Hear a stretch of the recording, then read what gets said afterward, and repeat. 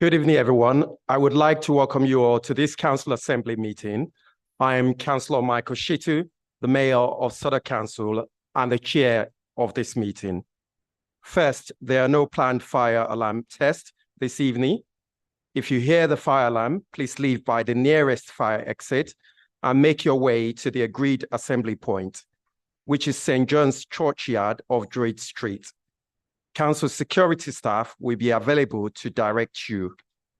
The toilets are located to the side of the room on my right and also of the main reception area. Please, can you switch your mobile phones to silent? I would like to remind everyone that this is a meeting held in public and not a public meeting. There is no opportunity for members of the public to speak tonight. I ask everyone present to respect each other and the meeting. In the event of a disruption, I'll ask the people involved to be quiet. If they do not follow that request, I'll ask officers to remove them from the meeting. Thank you for your support. The leader of the council, Councillor Kieran Williams, would like to make an announcement. Thank you, Mr. Mayor.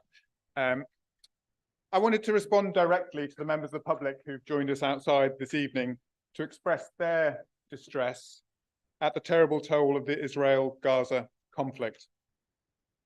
Like so many others across our community and around this room, I've watched the conflict with horror and despair.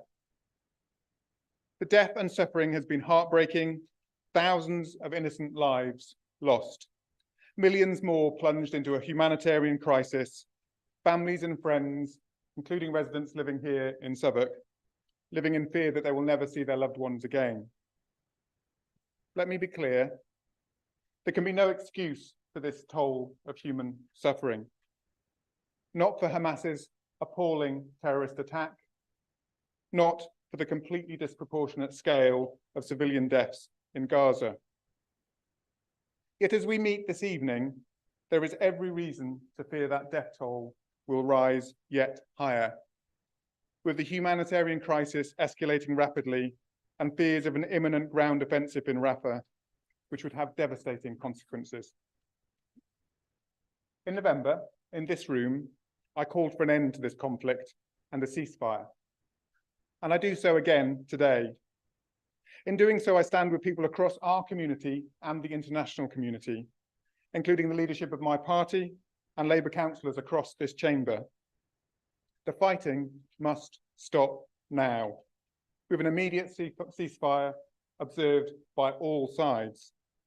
All hostages released, the siege conditions in Gaza ended, full access for food, medicine, and the supplies needed to end the humanitarian crisis, and a political process that delivers a permanent end to this suffering, with a safe and secure Israel alongside a viable Palestinian state. My hope and prayer is that the next time we meet, that breakthrough will have long since passed, the ceasefire secured and the suffering coming to an end. Thank you.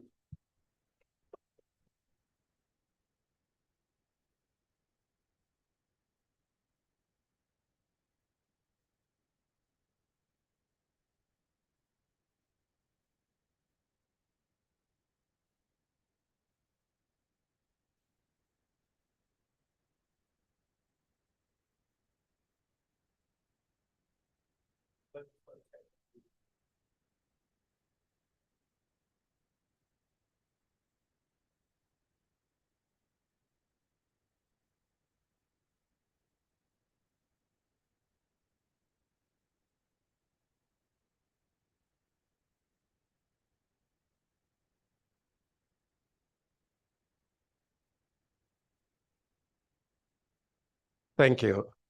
Councillor Victor Chamberlain would like to make an announcement. And on behalf of the Liberal Democrat Opposition Group, I'd like to strongly welcome the comments from the leader and thank residents this evening for joining us to draw attention to this really important issue. The situation in Gaza is beyond horrifying. Every day without a ceasefire is another day the death toll climbs.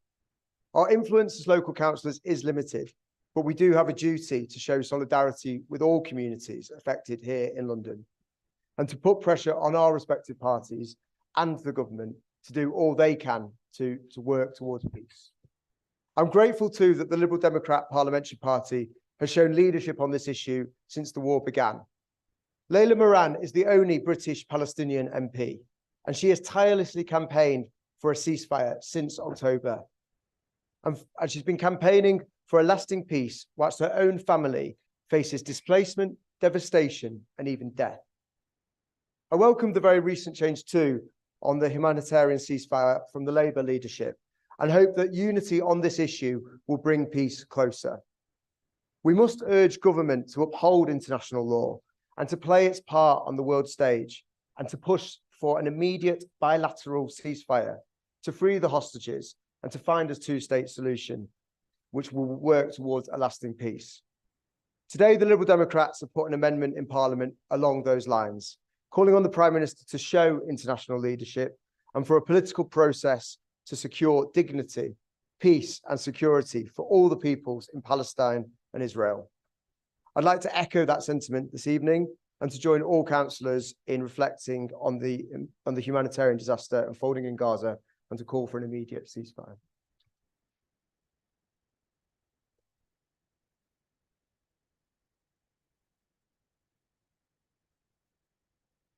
I would ask you all to take a minute's silence in memory of innocent people caught in the war.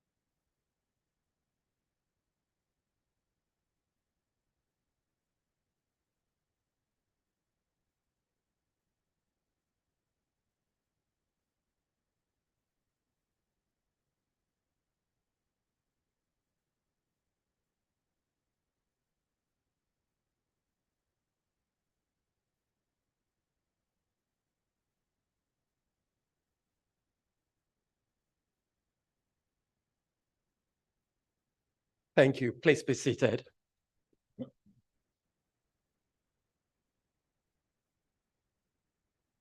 Patrick Kelly, former councillor of the borough, passed away on the 23rd of October, 2023.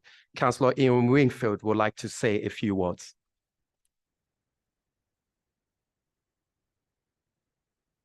Thank you, Your Worship. Our former colleague, Patrick Kelly, who passed away succumbing to cancer in October last year, was a councillor for Bellenden Ward between 1998 and 2002, together with Councillor Andy Simmons. And together they were the stalwarts of that particular administration. Patrick had been a press officer of the Greater London Council and what is now London Councils, and was a journalist and author by profession with an inquisitive and intellectual mind. He wrote regular pieces in The Guardian, The Evening Standard, and the Irish Times, amongst other publications. Personally, he was a very affable and agreeable person, full of Irish charm, wit, and charisma. He had one of those soft Irish lyrical lilts that was at the same time both reassuring and comforting. In fact, in another life, he probably would have made a very good GP. Underneath this exterior, Patrick held firm political convictions and knew the politically right thing to do. This had been molded by his experiences of growing up in Belfast and seeing at first hand what ideological and religious sectarianism can do.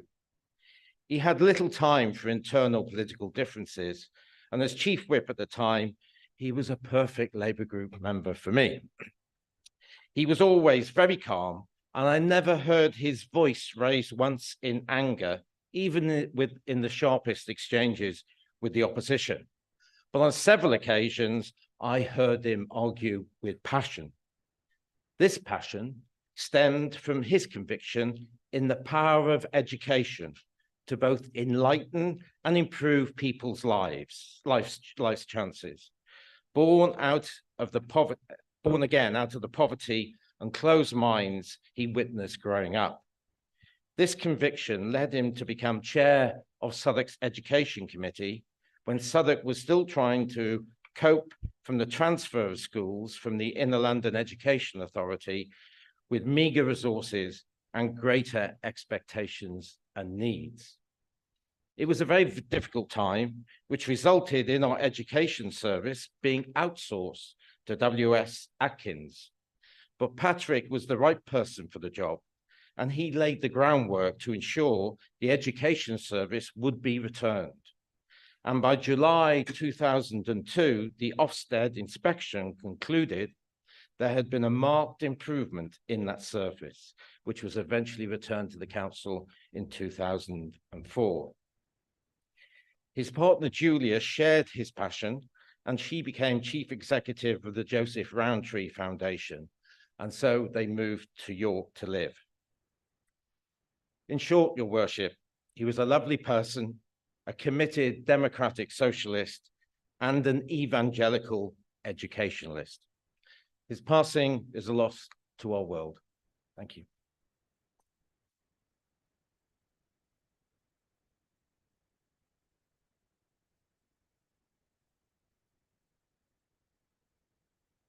Arthur Lodrick, the Chief Executive, would like to make an announcement. Thank you, Mr. Mayor. I'd like to announce this evening that 2 appointments to our Chief Officer team. Tony Ainge, formerly our Director of Leisure, will be our interim acting up Strategic Director of Environment, Neighbourhoods and Growth. And Hakeem Oshineke is our new Strategic Director of Housing. He joins us officially on the 1st of March, but he is here this evening, as is Tony. So they're both over there trying to look discreetly quiet in the background. But thank you.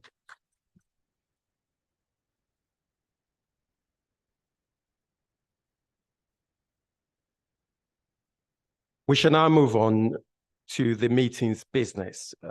Item 1.2, which deals with notification of any items of business which I deem to be urgent.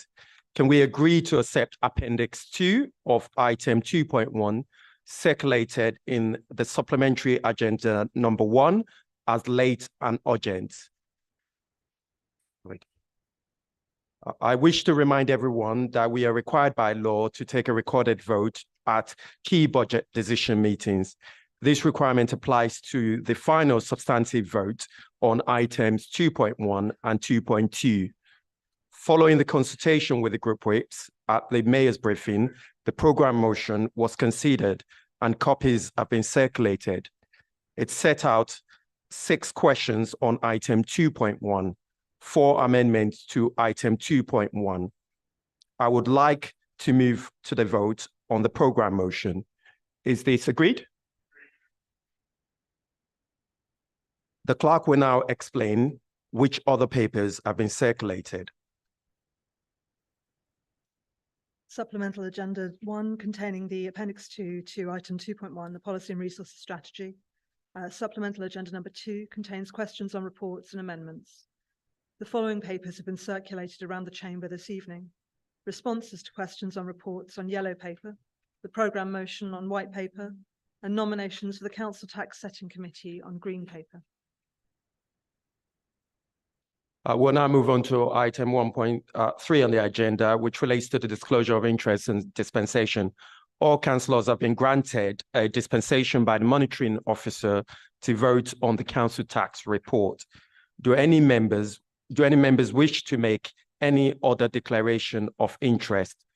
When making your declaration, can you please specify if it is a disclosable pecuniary interest? Are there any members wishing to make any declaration of interest? Okay, I'll take that as no members. We move on to item 1.4, which relates to the apologies for absence. I have received apologies for absence from councillors Amish McCallum, Jason Ochere, Laura Johnson, and Maria Linford Hall. Are there any further apologies? Thank you. We'll now move on to item 1.6, which relates to the minutes of the previous meeting. Can we approve as a correct record the open minutes of the Council Assembly meeting held on 22nd of November 2024? Is that agreed? The guillotine will fall at 10 p.m.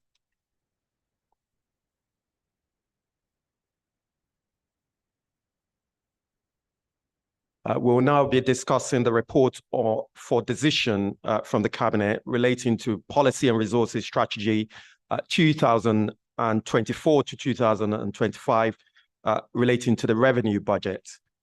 There are 6 questions on the report circulated this evening. I'll ask each member who has submitted a question if they wish to ask a supplementary. Members should ensure that their supplementary questions are genuine questions and not speeches. Supplementary questions must arise directly out of the original questions or the reply. Councillor Cleo Stones, do you wish to ask a supplementary question? Yes, Mr. Mayor, thank you. How have we addressed these cost pressures in the budget, and how does a 3-year budget help us to plan for addressing these pressures in future years? I'd like to thank Councillor Stones for her supplemental question. This budget has absolutely addressed these cost pressures head on. And I think that by setting a 3-year budget, it means that we're in a much better position to be future-proof how we address those issues throughout the next 3 years around that as well. Our 3 biggest cost pressures are around send transport and send support, temporary accommodation, and no recourse to public funds. And if you see in the Policy and Resource Strategy report, we've absolutely done that. We're investing around £4.5 million into send support and transport. We're putting £1 million into our reserves to support our temporary accommodation cost pressures, and we're putting £700,000 into the budget to address the increased cost and demand on people seeking no recourse to public funds. We're absolutely stepping in where the government are refusing to do so. Councillor Youssef Hussain, do you wish to ask a supplementary question?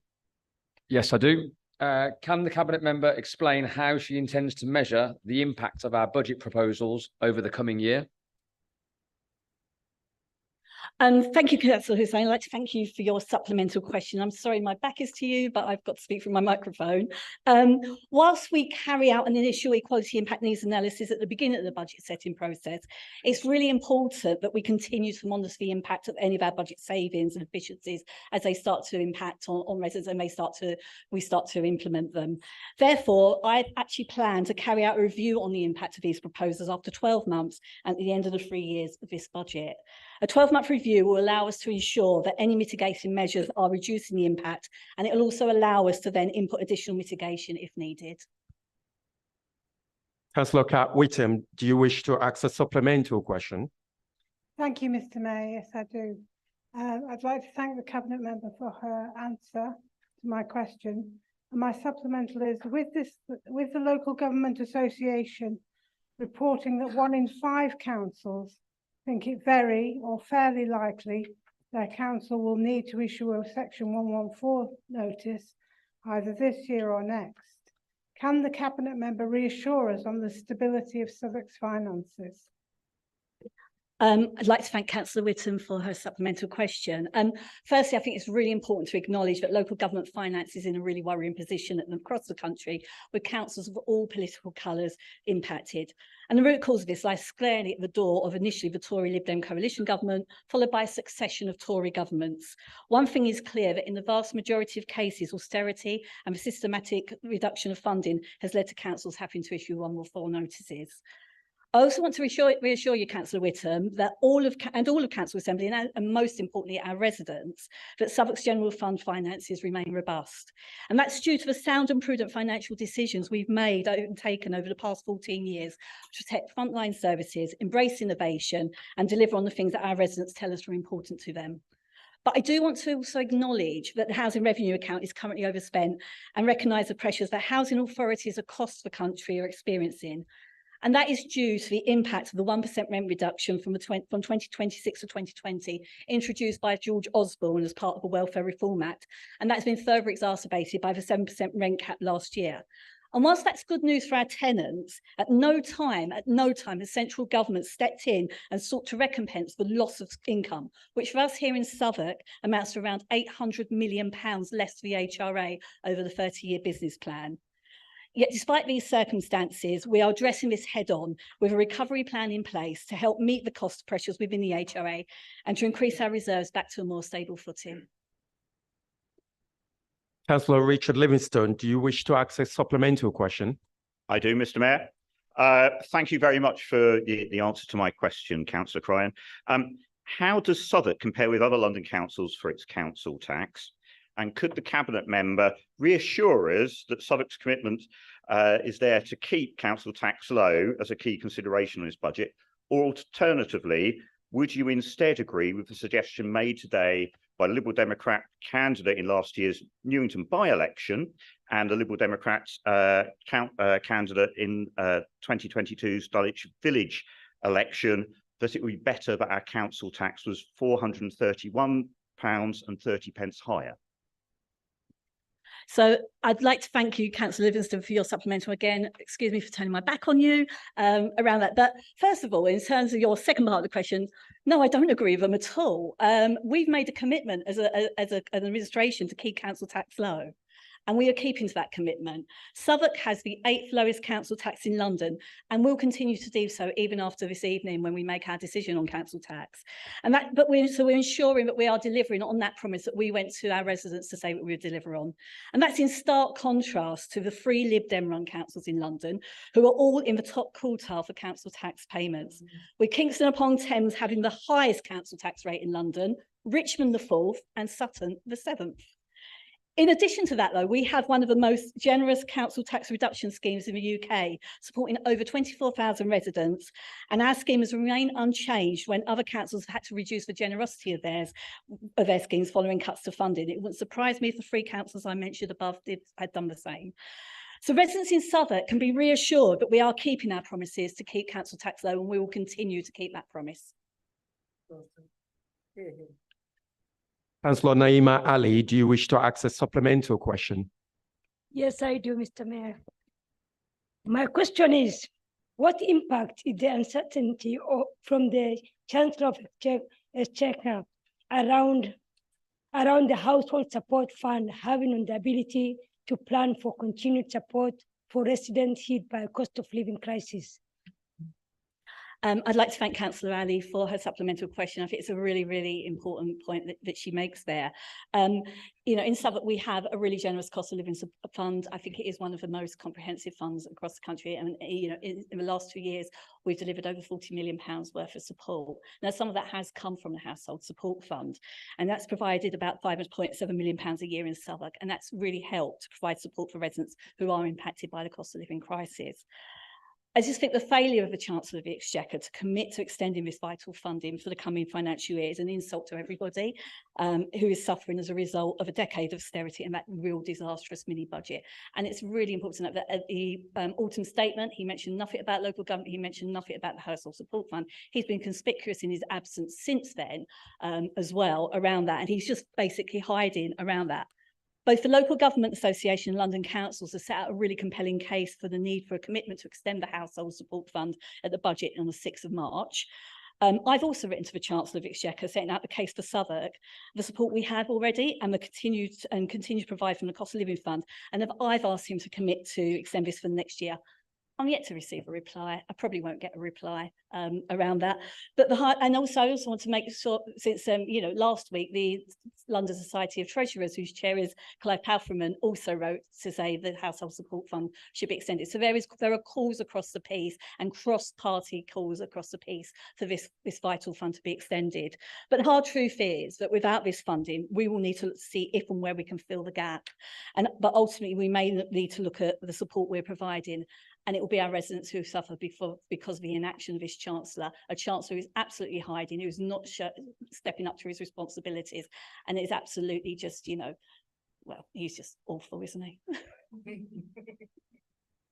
Councillor Maggie Browning, do you wish to access supplemental questions?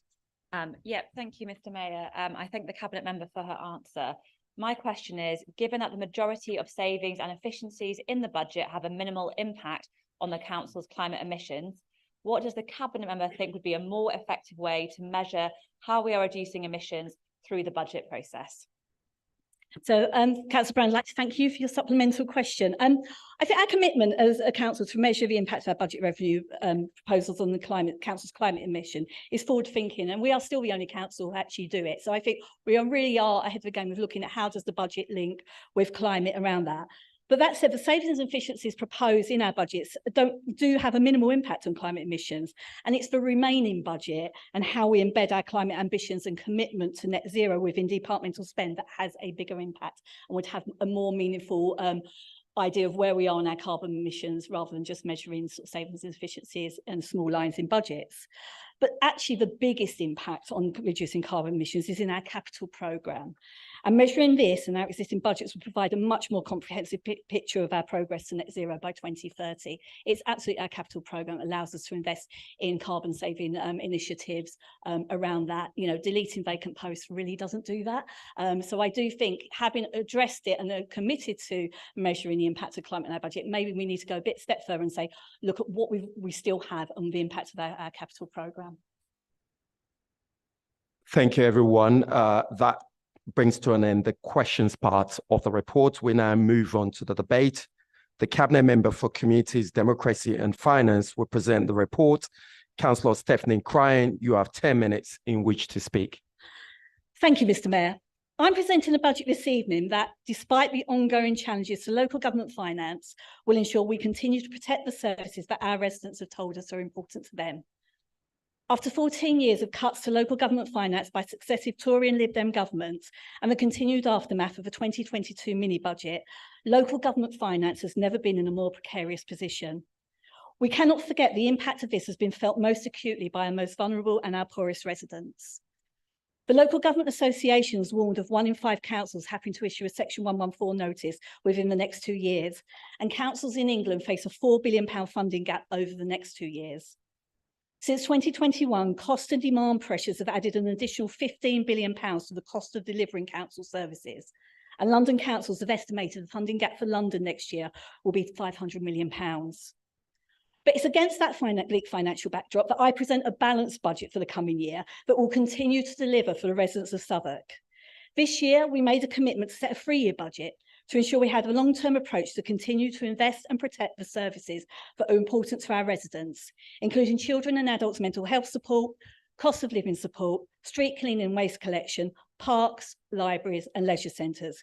And we have done this against the backdrop of continual government underfunding. This is a budget that will continue to protect our most vulnerable residents, and we've continued to find innovative solutions to efficiencies and finding different ways to spend money well.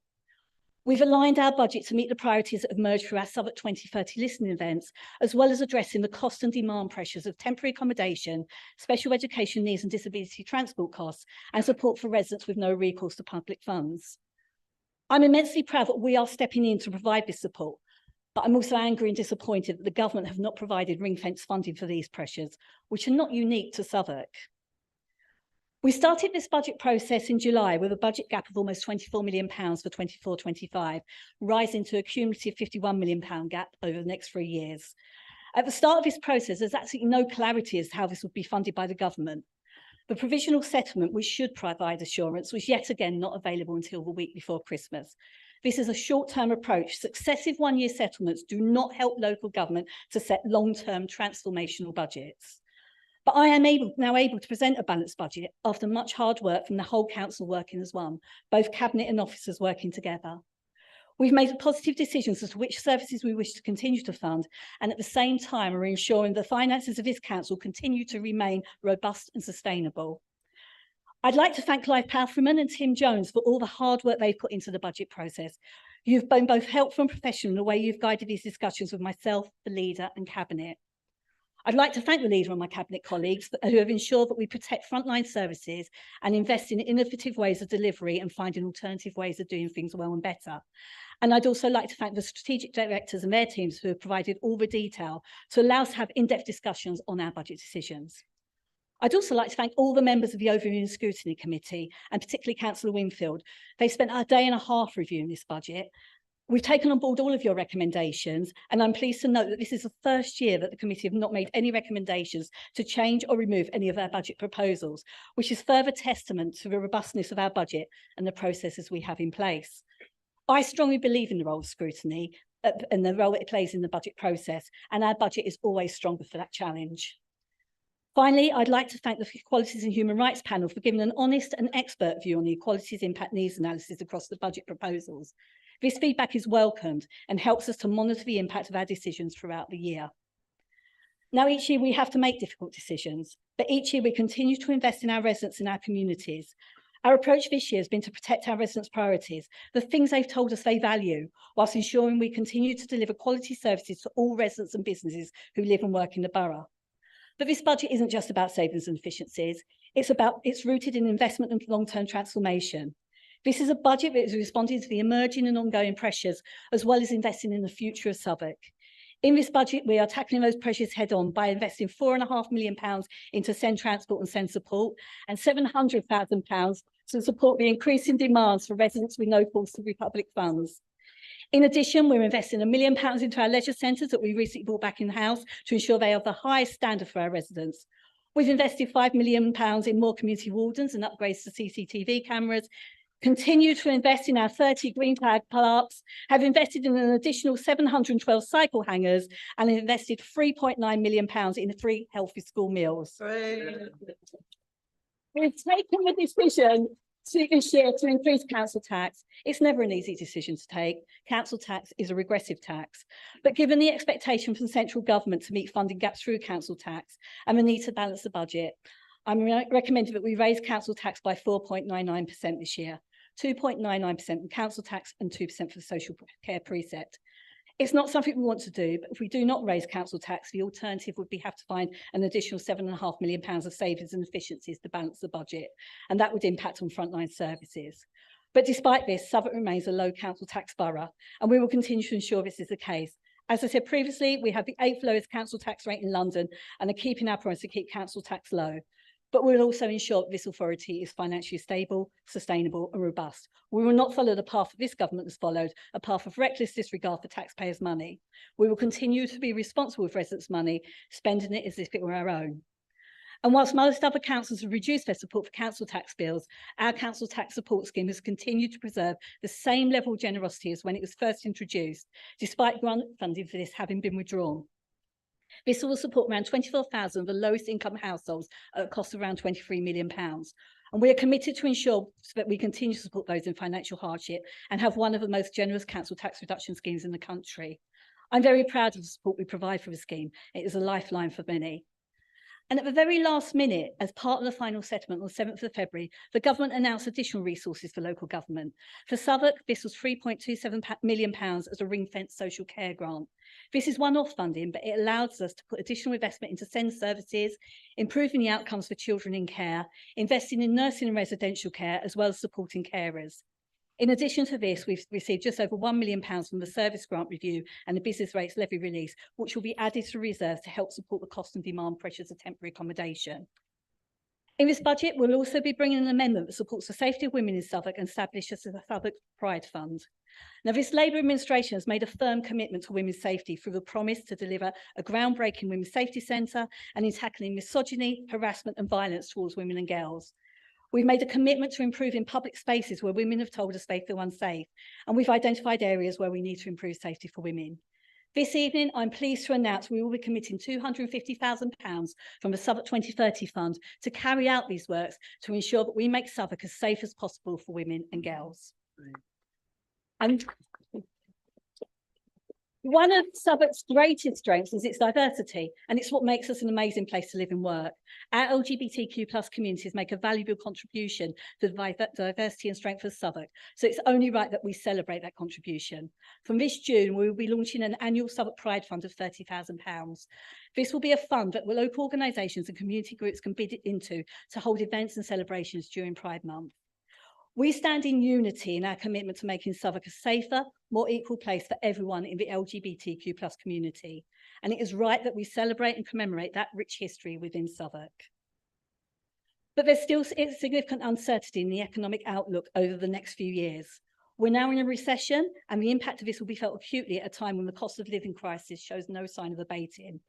At the same time, the council continues to face increasing demand from the cost of living crisis and additional pressures to support the most vulnerable, those requiring social care and those faced with homelessness. Yet despite this, we will continue to support those most in need. And I'm proud of our record in Southwark, of the safety net we've put in place for so many, be it through the cost of living support, early intervention and prevention, which has helped to reduce the number of children having to go into care, or early intervention and support for older people to help enable them to live independently for longer. This is a budget that recognises and addresses the ongoing challenges.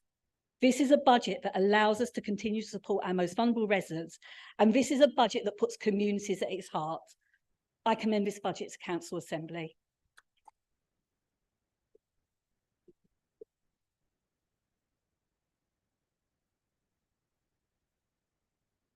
Thank you. The majority opposition spokesperson to respond, Councillor Adam Hood, you have 5 minutes in which to speak. Thank you, Mr. Mayor. It's a tough environment to be setting government budgets right now. The Conservative government has starved local authorities of much needed funding, impacting the services that we deliver. Worse still, they squat in Downing Street, chopping and changing prime ministers and chancellors, seemingly oblivious to this problem, ignorant of its impact, not just in Southwark, but in London and across the country. But that's not the only context that's emerging when it comes to budgets. Alongside apparent apathy from the Conservatives when it comes to how these budgets are produced, tax and services are allocated by the Tories, the money will go to their mates. When it comes to Labour, they just won't spend that money at all. In Southwark, it's only the Liberal Democrats that will spend that money where it needs to be spent, bettering the lives of our residents. This budget from Labour has so many problems. Instead of spending money fixing issues in Southwark, they'll splash out on 6 figures on a comms director to convince you these problems aren't there. Labour are cutting the care budget when they should be cutting the catering and earmarking £3 million on a 2030 pet project when that money needs spending now. The financial context does make budget setting difficult, but the priorities for Southwark Labour are in all the wrong places. The Liberal Democrats have the real plan for Southwark in this chamber tonight. Instead of sitting on the problem of climate change, we'll invest right now in the solutions Southwark needs. We'll reverse these Labour cuts and put more money back into residents' pockets, and we'll bring back the one-stop shops for council services, putting the council back into communities instead of hiding it in Tooley Street. Now, people often ask me what the difference between our two parties are on a local level. This budget lays it bare. Labour say they lead communities, we are led by our communities. And when it comes to this budget tonight, story is clear. Labour put money in the council's pocket, the Lib Dems will put it back in residents. Now, I know that Labour aren't going to support our amendments tonight. That's not the Labour Party method. Instead, you'll wait until next year, take our logo off our policy, slap yours on and claim a rousing success. So I'll end tonight by looking forward to seeing our measures in next year's Labour budget, and only regret that you'll sit on your hands for a year until that comes about. Thank you.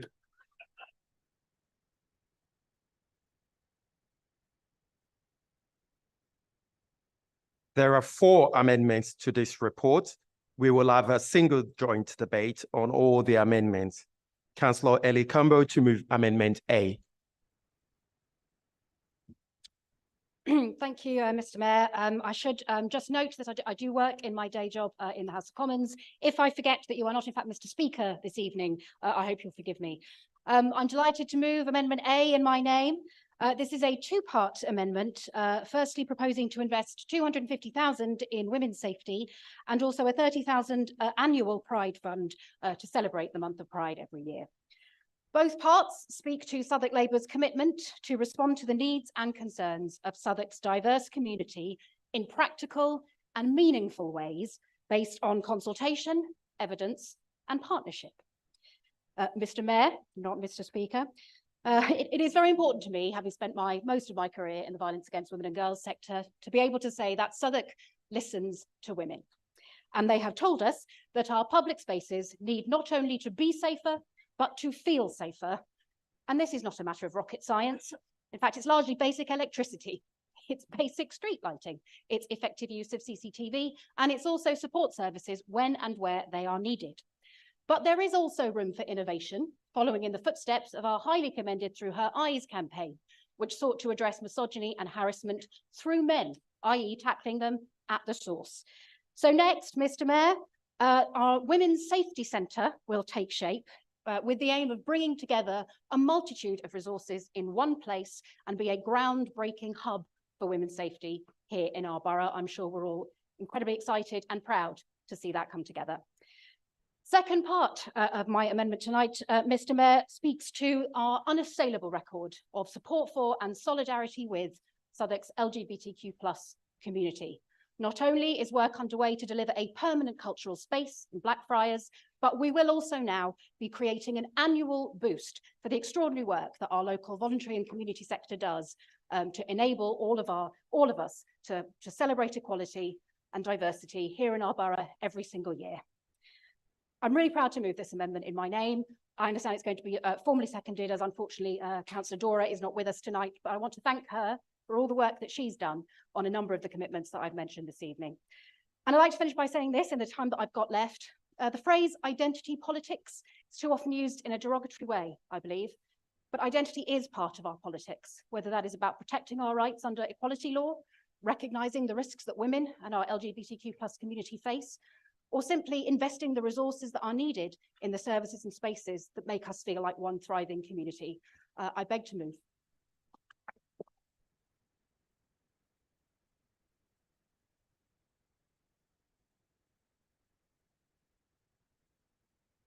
As Councillor Combo indicated, Councillor Dora Dixon-Fowle has given her apologies as she's unwell. So Amendment A is deemed to be formally seconded. Councillor Rachel Bentley to move Amendment B.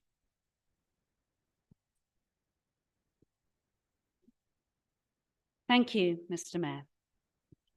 Have you ever repeated a word so often that it starts to lose its meaning, that it starts to lose its power? Tonight, I feel that way about the word crisis. When something is in crisis, it's sudden, it's acute, and it needs swift resolution. But in the UK today, it feels like we have a storm of perpetual crises: cost of living, housing, climate, crisis, crisis, crisis. And every council assembly, every meeting, every conversation we have with residents, that same word is used over and over again. Now, the one thing we're all in agreement here is that this Tory government is not just callous and out of touch, but they are too tired, they are too split to even acknowledge, let alone tackle, the greatest challenges we see. But it's short-sighted to only point at a government that we know is well past its sell-by date. We must look at the choices that must be made in this borough by this administration that is within your gift. And here in Southwark, we see those crises up close. Our inboxes, our meetings are filled with people desperate for safe, habitable housing, looking for ways to make ends meet and to put food on the table. Even just saying that, it's horrifying that we're talking about such a notion in the UK in 2024, in one of the richest cities on the planet.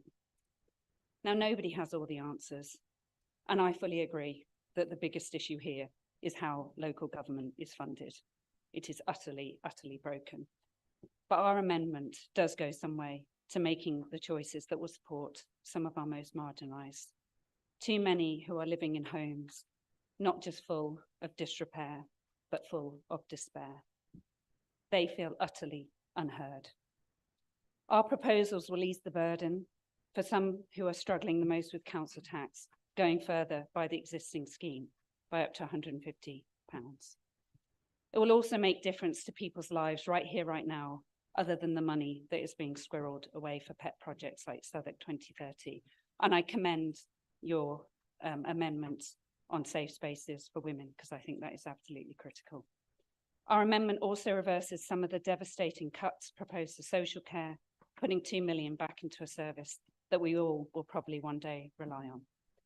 This amendment is costed, it's credible, and it's deliverable. I know you are moved as much by the cost of living crisis as we are, and I urge you to put aside party political differences and make fairer, better choices that address the crisis affecting our residents right here, right now. Thank you.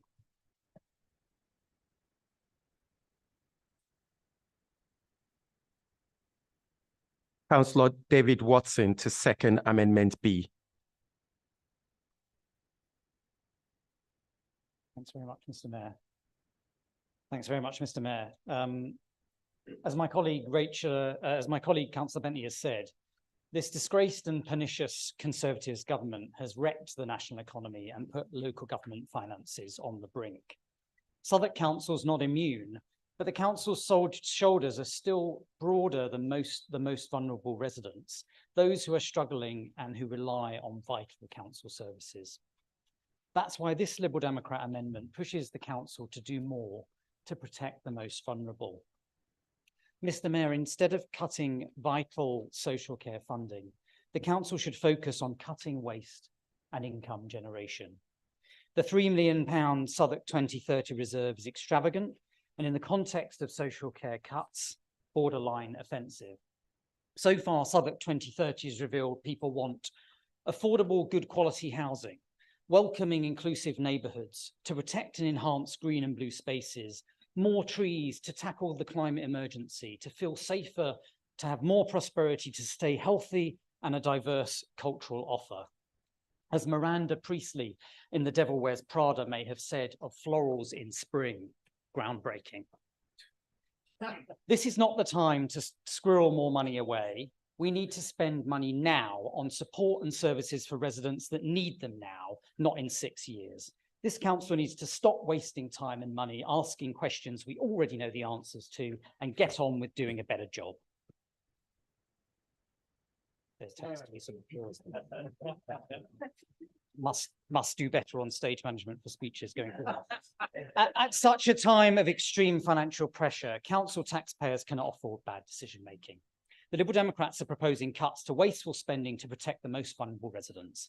This includes reducing the size of Labour's bloated cabinet. This costs us £440k a year and is already at its legal maximum size.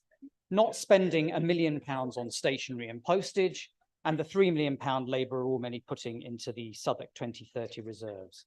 Instead of spending millions on buildings like Maydew House, only to then knock them down again, the council should redouble its income generation efforts.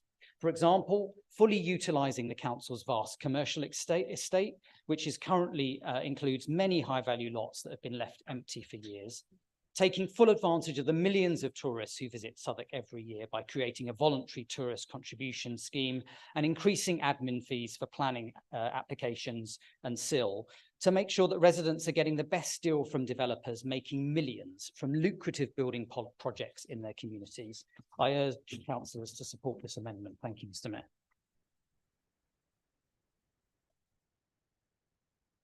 Councillor Victor Chamberlain to move Amendment C.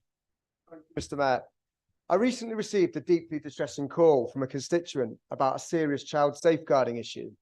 She reported it to the council. The council took no interest.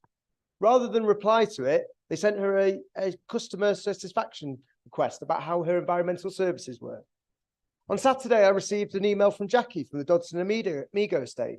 She spent 3 whole days repeatedly phoning to report an ongoing leak for a disabled neighbour's flat, unsuccessfully because the council didn't even bother to pick up the phone. Sadly, this sort of customer service is all too common in Southwark. The recent LGA peer review challenge highlighted it directly. Their report confirmed what residents and all councillors here know all too well. This council is not getting the basics right. especially on responsiveness to residents. They had to formally recommend that we improve our resident access for requests and complaints, and we know that can't come soon enough. The LGA highlighted significant concern about the quality and maintenance of our council housing, and don't we know it? We have the third highest number of housing ombudsman complaints in the whole country, and 77% of them are for maladministration from this council. You know it's bad when even Michael Gove is saying that he's appalled by Southwark Council and that the responses we provide fall well below the standards that residents should expect. Amendment C is about responding directly to that and delivering a better service to residents. It highlights that the poor service many residents receive could be improved if they had the opportunity to communicate directly and earlier with the council. Through better utilising our existing council facilities and the funds that would otherwise just be sat squirreled away doing nothing, we can set up one-stop shops today to deliver council services for every community across Southwark. These will be accessible hubs that allow residents to easily get face-to-face support, to make inquiries or to request assistance. It ensures that the council will be listening to what our communities need and picking up the issues in real time. My constituent would have been sent an environmental satisfaction survey, and Jackie could have reported the leak if she had a chance to speak to an officer.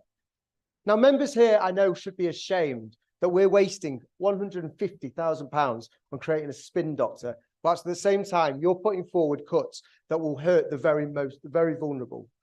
That's not Labour values. Ask your members. We've put forward a costed budget tonight that is a deliverable plan, and we'll look at providing urgent improvements to the customer services that we desperately need. There's a lot in this budget that needs work, but I have to welcome the Helping Women Feel Safer in Southwark Fund and the new Pride Fund. It's great that the administration is directly picking up the motions that we put forward at the last Council Assembly on those issues. Southwark does boast a large, diverse LGBTQ population. We should be really proud of what we've got in this borough. And too often the council hasn't been enough done. Thank you, Councillor Chimbley. Councillor Chimbley, thank you. Please, Councillor Chimbley, if you would sit down, please. Thank you, Councillor Chimbley. Thank you.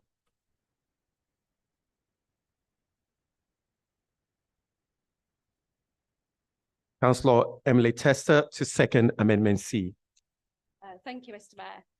You don't need me to tell you that we're facing a housing emergency in Southwark.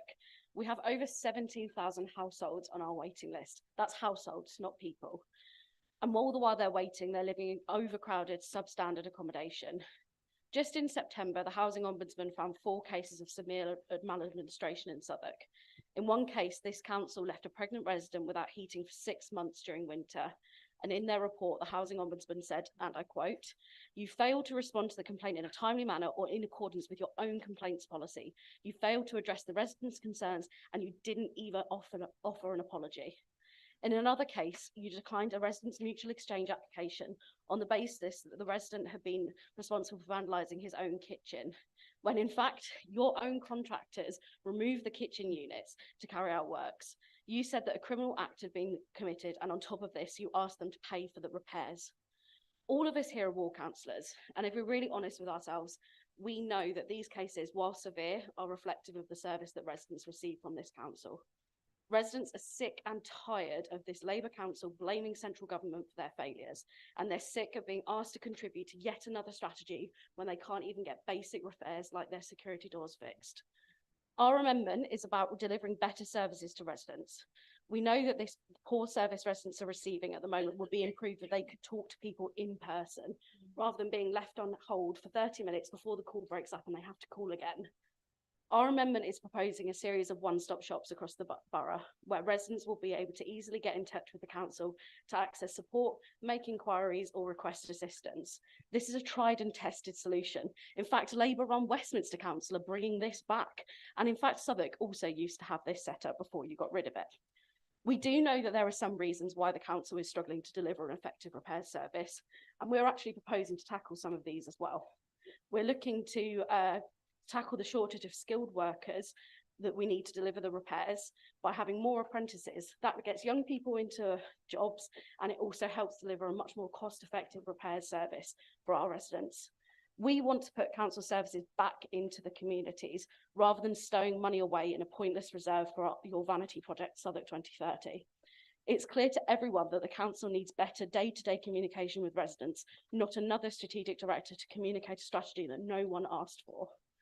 I'm proud that we're putting together this cost and deliverable plan to provide services that residents actually want, and I hope all councillors will find it within themselves to support our amendment, which will deliver better services to residents. If not, I look forward to hearing about it next year.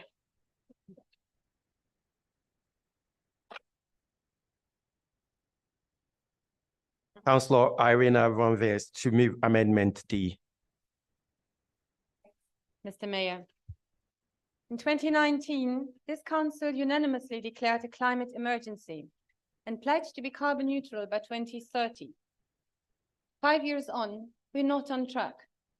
This budget is the most important tool the council has to put us back on track, and we would like to see greater efforts to reach this goal.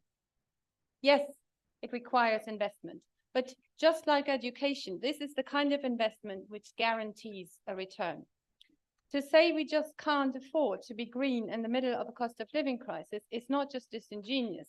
It plays into the hands of those who, like the Uxbridge Tories, want to extend their culture wars into the climate debate. Faced with an apparent choice between green and affordable, people come to think of our climate as a luxury problem for the wealthy, while others struggle to keep their homes warm. From a logical as well as economic perspective, this is nonsense. Green means lower energy bills, not cold homes. Investment in good quality homes with proper insulation is an investment in people and climate.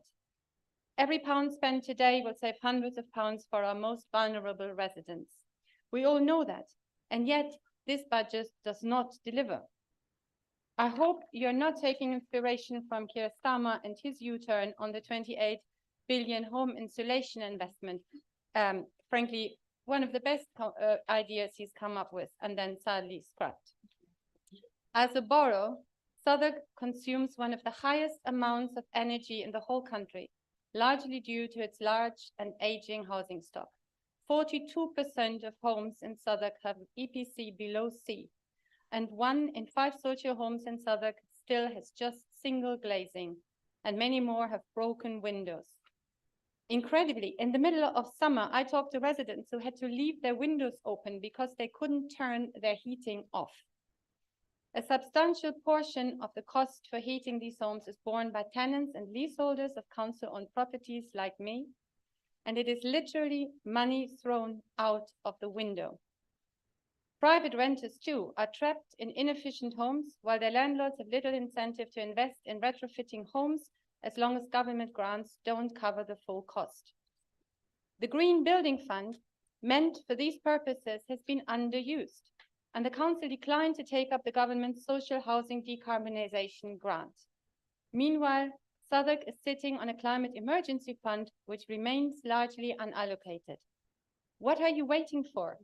The emergency is here today.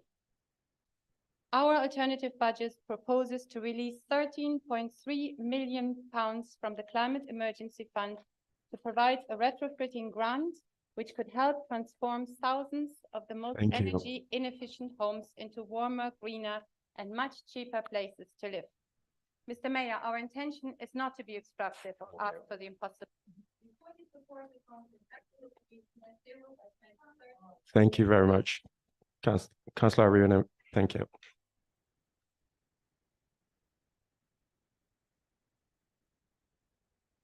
Councillor Graham Neal to second Amendment D.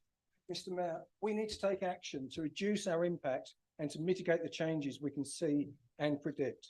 As politicians, our electorate may expect a personal commitment to match our public protestations. The personal decisions we make, for example, to minimise the number of flights we take, reduce our car use, consider the impact of our diet, or be mindful of the excesses of our consumerist culture. We are subject to scrutiny from the wider public. Simply talking and voting without acting may cause voters to question our integrity. My point, Mr. Mayor, is that if we are to champion the environmental agenda to the people we represent, it is not unreasonable that we should embrace a change in our personal behaviour. As Southwark councillors with over 40% of residents having roots from overseas, it is fitting that we serve everyone in our borough with an international perspective. Mr. Mayor, we must act local whilst thinking global. 5 years ago, we declared a climate emergency. However, words are not enough. Actions are needed to realise our goal of reaching net zero emissions in the next 6 years. Our borough faces unique challenges. For example, we have a large housing stock that contributes to our energy consumption and, Mr. Mayor, inflicts fuel poverty on many households. To tackle these challenges head on, we propose the following amendments. £13 million from the Climate Emergency Capital Fund, a retrofitting grant for low-income households, easing financial burdens and cutting emissions, a positive change. A £5 million Climate Emergency Community Fund for a community-driven response to climate change, a positive change. Redirecting capital and reserve funds for environmental and social initiatives, a positive change. A call upon the government for a cohesive strategy so that local authorities like ours can upgrade and invest for our future, a positive change. Work with local communities to spend unallocated local funding for sustainable projects, a positive change. Mr. Mayor, this amendment represents a bold yet realistic response to our climate emergency. By following these steps, we can pave the way for a sustainable future for everyone in our borough. Please support these amendments and show that you care about life in Southwark and life on this planet. Thank you, Mr. Mayor.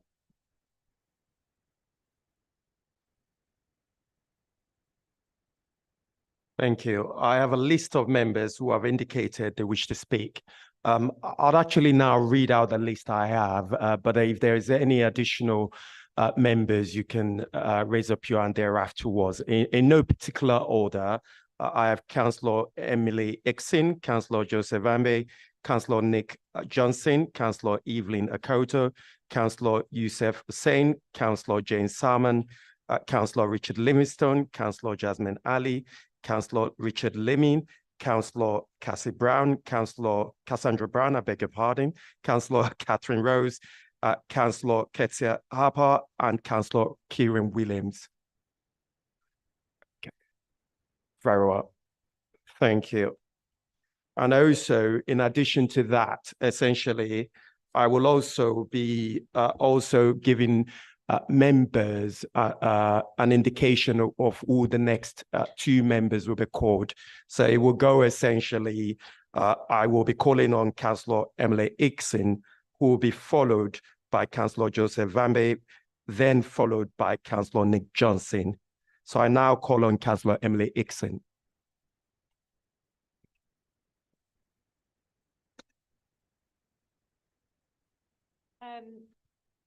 So I'm pleased that this budget, despite the financial restraints, continues to drive action on our climate emergency through the 25 million Capital Climate Fund, our community energy programme, a new EV rollout, and I could go on. However, no doubt, and like other councils around the country, we have a problem, and it's a giant one. So our 2021 estimate of the capital costs it would take to get to net zero by 2030 put the figure at 3.92 billion. So unfortunately, even the what you just proposed in your amendment really hardly scratches the surface. So we've got this Goliath-sized problem, and we've only got David-sized pocket change to throw at it at the moment. So as the budget report says, we won't be on track without substantial investment and support from national government. And yet government grants alone are also not going to be enough. We need to think more creatively ourselves about how we're going to raise funds, and eventually how our budget and the budget of institutions, businesses, and our residents all across the borough are going to help us get to net zero. And this is where the idea around Southwark Green Finance comes in. So reference in the budget report, it's a way that we will think innovatively and on a larger scale about how we're going to raise all of that capital. So we need to think big about how we spend this money. We need to assess the impact of our spending, as Steph said earlier. We need to encourage businesses to invest for climate and biodiversity returns, and we need to work out new, as was just referenced, and the infrastructures that will help us reduce our heating and cooling emissions. But I think the easiest and the most catalytic way that we can do all of this is to work, enable, support, and ask our residents to dig into their pockets, and as they deeply care about our environment, and invest in our climate emergency plan too. And that is what we're doing with Southwark Green Investment, which comes out next week, launching next Monday. So this is a platform for our residents and further afield to invest in local green projects across the borough, cycle hangers, retrofits of schools and leisure centres, and the list goes on. And they can earn a low risk return for doing that. So I really hope, given the Goliath size of the challenge, and given our commitment, all councillors will help me communicate about this next week on launch on Monday. Tell your community groups, tell people far and wide that they can invest as little as a £5, and they can see financial, community and environmental returns in our borough.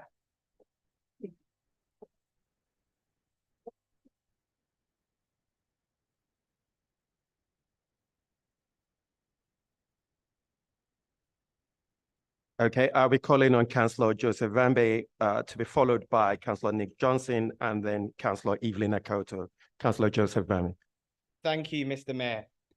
Addressing challenges at their inception, we find overwhelming evidence that early intervention markedly enhances outcomes for children, families, and communities. In 1998, Gordon Brown and Tessa Jow launched Sure Start under the Labour government, aiming to give children the best possible start in life through improvements in childcare, early education, health, and family support. By 2010, the national evaluation of Sure Start couldn't be more praiseworthy of the scheme, concluding, and I quote, "The programs are showing significant benefits for children and families in the most disadvantaged areas." In 2011, Graham Allen, then Labour MP for Nottingham North, wrote 2 reports for the new Tory Lib Dem coalition government. Both reports emphatically advocated for the substantial social and economic advantages of early investment into children's lives. Thanks to those governments, in February 2020, just before the pandemic, a report revealed that 1,300 Sure Start centres had closed in the last 10 years, meaning 1 in 3 Sure Start centres were axed under the Tory administration. This occurred despite the Institute for Fiscal Studies in 2019 acknowledging Sure Start's role in saving the NHS millions of pounds. This is the dark cloud that Southwark Council has had to operate under. Despite cuts, and more cuts, we protected our Sure Start and we rolled out family hubs. We are determined to put children first, and that's why we're investing an additional £5 million into SEND services and support. This is a testament to the Council's commitment to making a meaningful difference and putting our youngest citizens at the heart of decision-making. Supporting this budget underscores our dedication to equality, our belief in the power of early intervention, our resolve to combat child poverty, continuing the legacy of Gordon Brown, Tessa Jow in 1998, and Graham Allen in 2011. I support this budget.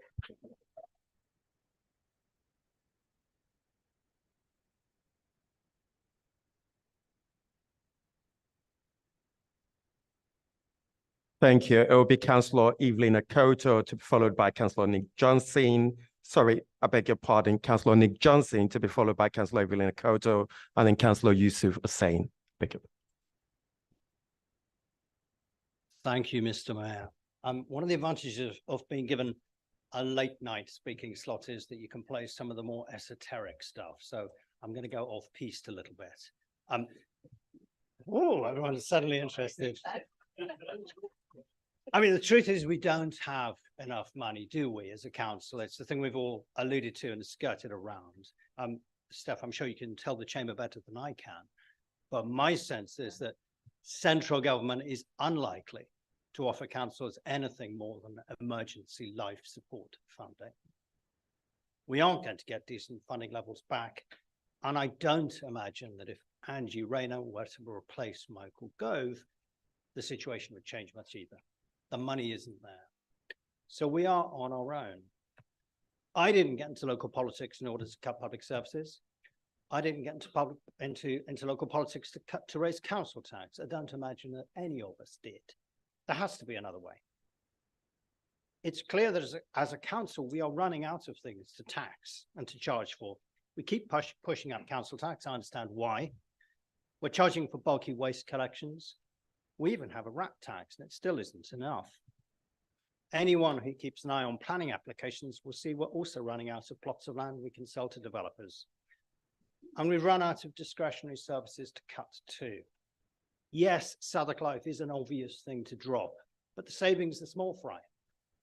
And most of the rest of our expenditure is either non-discretionary or will carry real social costs if we cut them. So what is to be done? I have a modest proposal.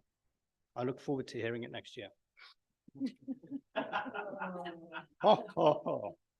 According to the council's own statement of accounts, Southwark Council has a net asset value of just over £4.4 billion. And in other words, this is the value of everything Southwark owns. It's a real mix of assets: buildings, offices, a fleet of vehicles, investment properties, about £1.5 million of heritage assets.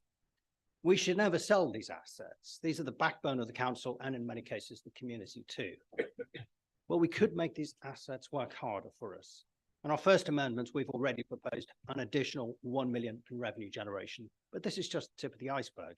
If we manage to generate a 0.05% return on that 4.4 billion, and I hope that this chamber would agree 0.05% is relatively modest, we would generate an additional yearly income of £2.2 million. It's not for me to list out how our assets could be put to work in that way and tell us next year. But since the administration is in the mood to hire a £145,000 a year comms director, perhaps you could use the money instead to look at generating that 0.05% return. An extra 2.2 million a year would come in handy right now.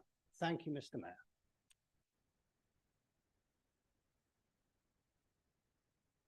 I'll be calling on Councillor Evelyn Akoto, followed by Councillor Yusuf Hussain, and then Councillor Jane Salmon. Councillor Evelyn Akoto. Thank you, Mr. Mayor. When I became a councillor some 9 years ago, I dreamt of all the things we can do to protect our less fortunate residents. From the young people, the older people, the families that I lived near, those I saw then and those I see now. I never in that dream thought I would be holding a cabinet role with one of the biggest budget, having to navigate on a yearly basis how to continue supporting a growing number of people with complex needs with dwindling resources. A grueling process that, if I'm honest, at times keeps me awake at night. As demand for care services continue to rise, the Local Government Association has warned of a funding gap of £6 billion by 2024. After many years of promises from government to bring forward new policy proposals to fund care services for elderly and vulnerable people, it seems that realistically we're nowhere near a solution. And again, local government continues to step in and do more and more with less and less. And every year, the Lib Dem talk about the fact that we're wasting money, we're not using money wisely, we're squirreling money away, that we're not prudent enough. And when we do put in proposals to ensure efficiency, they tell us to reverse our decision. So let me elaborate on some of the things they're telling us to reverse on. They're asking us to reverse using our amazing reablement service, which helps residents regain their independence. Over 80% of people who stayed in our new Avon reablement unit return home with less care or actually needing no care at all. They are asking us to reverse, bringing back our residents to the borough to utilize our growing extra care housing so that we can avoid the extortionate out-of-borough placement. And by the look of the faces and the fact that everyone's looking down, they don't quite realize what they've asked us to reverse. This budget commits, and I think I didn't pick up on this as well, that this budget commits 415 to introduce an automatic disability-related expenditure scheme, putting more money in the pockets of those who need it. The budget also commits over 1.5 million to enhance support for our carers and invest in the quality and to ensure people have the right type of care. Moreover, due to ongoing investment in frontline staff, for example, the residential care charter, we are investing an additional 3.5 million in adult social care. And you know, sometimes I wonder whether you understand the kind of information that's in front of you. I believe this is a compassionate, progressive budget that focuses on delivering the services for our residents and what our residents have been calling for. So please, let us not be as confused as the Lib Dem and vote for this budget.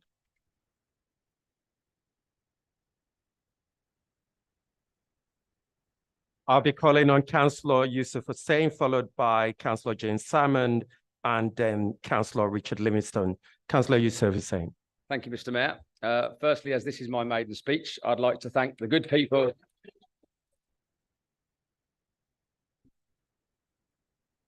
I'd like to thank the good people of Newington for voting for me, and I'm truly honoured to serve as their Labour councillor.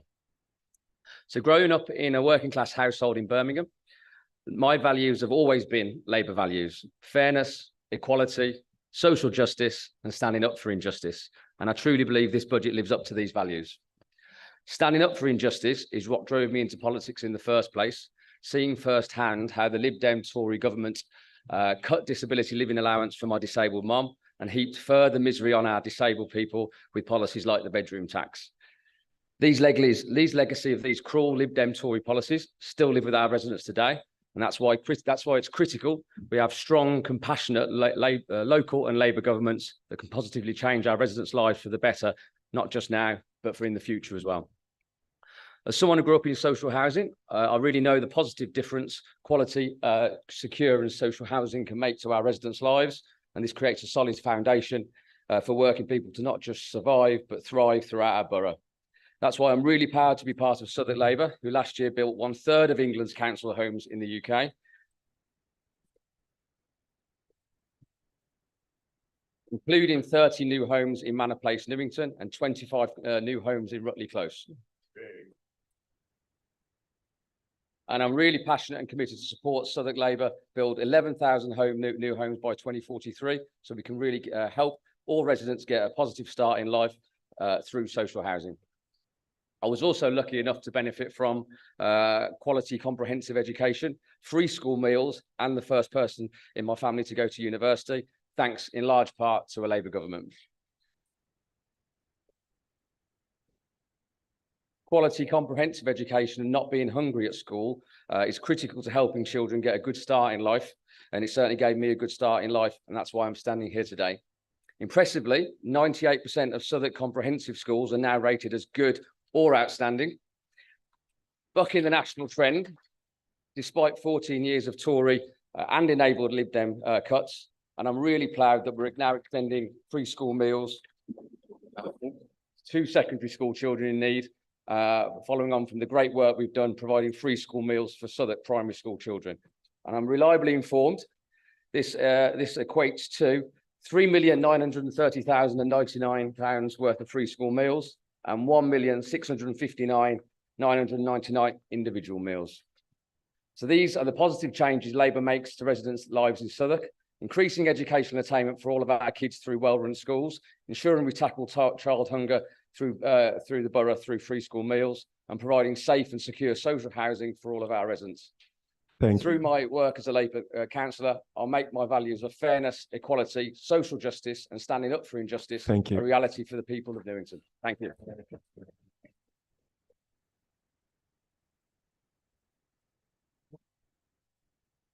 I'll be calling on Councillor Jane Salmond, followed by Councillor Richard Livingstone, and then Councillor Jasmine Ali. Councillor Jane Salmond. Thank you, Mr. Mayor. It feels routine now to be in a room full of people, but we almost forget how, not so long ago, we would have been doing this over Zoom. We missed it, didn't we? Seeing people face to face, able to interact and understand each other rather than a bodiless voice or face on Zoom. And that's what you want when something goes wrong, isn't it? To just talk to a real person face to face. That's what our Second Amendment would move us towards, a network of one-stop shops embedded in communities across the borough. So when residents need to, they'll be able to just talk to someone. Once again, I think we're reminded of the differences between our two parties. Where Labour want to centralise services, we want to move them back into the communities. That's how it was, in fact, just before Labour took control, only 14 years ago. We had housing offices across the borough in what were called community council areas, and they were all local to the residents that needed them. It wasn't just the convenience of being able to pop around the corner, but the reliability, knowing that someone is there for you to talk to about what issues you might have around housing, repairs, council tax, noise. These housing officers were where we would quarterly have meetings of the TNRAs in an area, where senior officers and local councillors would be in attendance to hear what was happening, good and not so good. Residents want to be heard. They want to deal with officers that want to help them resolve any problems. With the huge advantages in technology, so much more could be done and resolved in one meeting between a resident and an officer. Why would you not want to do this? It's always made the residents feel that they were listened to, and it created a more engaged community. The party opposite are often quick to accuse us of being unrealistic, but this is a model that's been proven to work, not just here in Southwark, but as my colleague mentioned, Westminster are starting to put into place at the moment, opening housing services centres. Too often we hear about poor services our residents encounter. The Ombudsman has repeatedly made this clear. But this amendment that puts council services back into the heart of the communities would deliver a service that residents deserve. I encourage the council to support Amendment C. Thank you.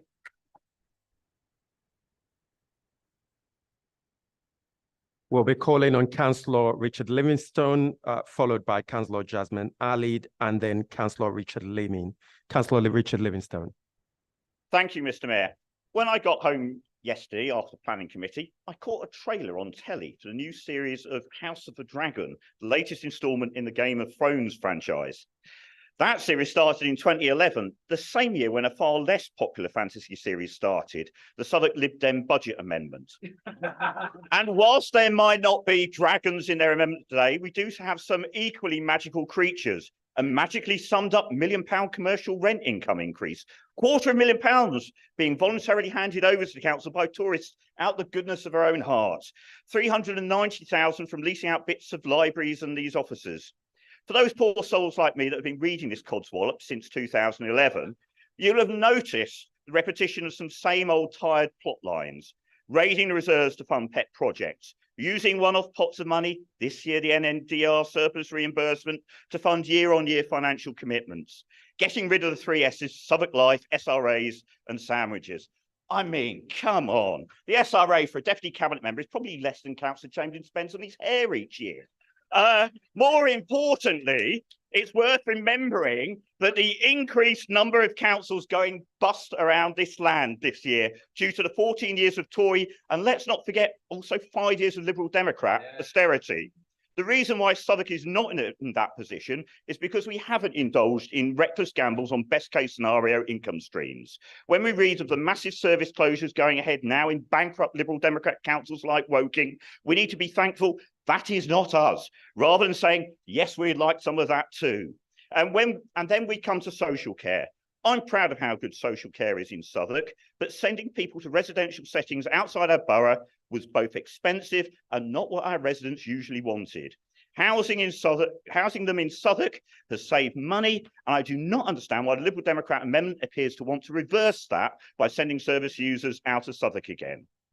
And then, of course, we find that their script is riddled with continuity errors. Every meeting, even today, they tell us the council isn't good enough at communicating with our residents. And yet today they're boldly telling us to scrap the job we've introduced to make that communication better. Mr. Mayor, I like a good fantasy as much as the next person, but our budget is not the place for it and our residents will not thank us for indulging it.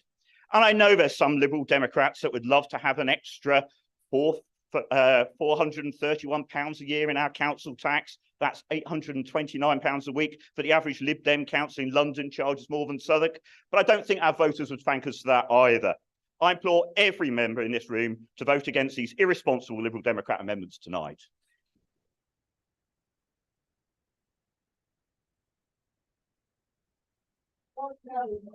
Okay, just a second. Okay, meeting, please, excuse me, Council. Okay, just a sec, Councillor Victor Chamberlain, which element of the council procedure rules does your point of order relate to? Correct point of order. Okay, what is the element of your point of order? Livingston speak. I just want to put on record, So just, I did not spend. Councillor Victor Chamberlain, Councillor Chamberlain, can I ask you to sit down, please? Councillor Chamberlain, just to let you know, that's not a point of order. That is more a point of personal explanation. You've made it already. I'm not going to be giving you any more time to make the point. It's not a point of order at all. It's not. Very well. I'll now call on Councillor Jasmine Ali, followed by Councillor Richard Leming, and then followed by Councillor Cassandra Brown. Councillor Jasmine Ali. Mr. Mayor, I would like to thank Councillor Cryan, Clive, Enrico, and Tim for all your work on this budget. Hardly a day goes by without hearing about a council falling into financial ruin, but thankfully not us. I also wanted to thank the opposition tonight and was quite excited to hear from their own spin doctor that they'd actually done some work this year. Although I have to say, 3 eclectic motions, all quite unconnected, do not an alternative budget make. Anyway, while we do not set our budget in the circumstances of our own choosing, I want to assure you that our children's services and education team are working hard to maintain great children's services without going bust. We've had a good Ofsted encouraging feedback from the recent focus visit on care leavers, great results for inspections of our youth justice service, and so on. So through a programme designed to reduce cost and deliver transformation, I want to reassure you that we will work hard to maintain great outcomes for all of our children and young people. And we can do this how and why? Because the number of children in our care as a result of our hard work has fallen. The Family Hubs programme has given us the opportunity to redesign services at a neighbourhood level to better meet the needs of our children and families. Our focus on early help, early intervention and prevention is reducing and will continue to reduce the demand for acute services. And while the conditions in which we set this budget is dire after years of heartless Tory and Lib Dem policy, I'm delighted to announce that this budget will deliver for children and young people, with additional investment of 4.5 million for children and families with special education needs and or disabilities to help us support our most vulnerable children.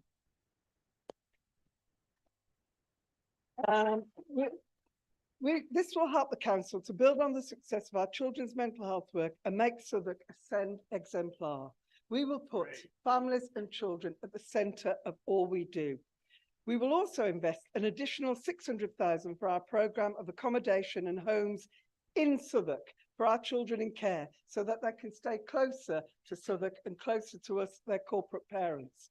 We will continue to support 100% of children and young people with mental health need, and we will, as we've heard from many of us tonight, continue to deliver free school meals for our nursery school children, continue to deliver free school meals in all our primary schools, and we will roll out the pilot for free school meals in secondary schools to children and young people that need them. Forward to a Labour government. And I think it just, my 7 seconds, I wanted to say to people have been going on about 2030, but I think I would like to remind people that 2030 is a vision set, not by you, not by us, but from a mass listening exercise. So, you know, a listening exercise from what residents told us, their services and what they want them to be. Thank you.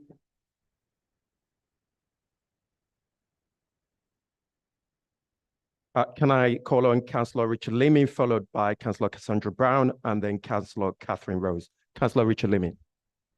Thank you, Mr. Mayor. In my day job, I've started 2 projects in the last couple of weeks, both of which are directly related to this debate tonight. They're both pretty depressing. They're both looking at the impact of the massive cuts to local council budgets across the country on arts, culture and heritage, because local councils are still the biggest funders of arts, culture and heritage in the country.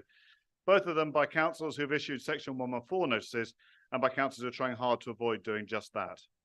Over the next few weeks, I'm going to be investigating what happens when museums reduce their outreach services to local schools, when art galleries close, when schools reduce the amount of music lessons they can offer to children, when libraries reduce their opening hours. All of this is a huge waste of public money and part of the destruction of our national public services. It's a direct result of Tory vandalism. First, the economic illiteracy of austerity, aided and abetted, as we've heard tonight, by the Liberal Democrats, and then the disaster of Liz Truss's voodoo economics. In one sense, it isn't a surprise that councils are cutting culture and heritage. Faced with the choice between maintaining public frontline services aimed at supporting the most vulnerable people in our society, then unfortunately the museums are often going to struggle to make their case. But arts, culture and heritage isn't just a nice to have, it's a key part of our economy, creating good, green, clean jobs. It's the glue that keeps our society together, encouraging sociable behaviour, making communities better places to live, and supporting democracy by enabling people to debate difficult issues. And access to culture and art has massive benefits for individuals. It improves people's well-being and mental health. Children who take part in cultural activities do better at school, even in subjects like literacy and maths. It's been shown to increase their self-esteem. So amongst the carnage in arts and culture across the country, it's fantastic that amongst all the other work Southwark is doing to support our residents, this budget continues to invest in arts, culture and heritage. While other councils are having to close libraries and reduce opening hours, we've opened 2 new ones. We're also innovating, big increases in the use of online services at our libraries and innovative services such as a banking hub, library of things and a health kiosk. And we work with our local cultural institutions as well to help them do artistic programming that reflects the priorities of their local communities, supporting local emerging talent and using the power of arts to support wider economic, educational and community agendas. I know the work that I've been doing with the South London Gallery, where the Labour group were kind enough to let me as a trustee recently, how much they value the support that they get from this council. We've found money to Keep the Culture Together grant, which supports organisations to develop diverse content, the Cultural Celebration Fund, which supports more diverse community events, and a research and development programme for underrepresented artists. We've also got a new public art policy promoting anti-racist and community-led commissioning measures. So this is a budget that looks after every part of our residents' lives, and I'm proud to be able to vote for it tonight. Thank you.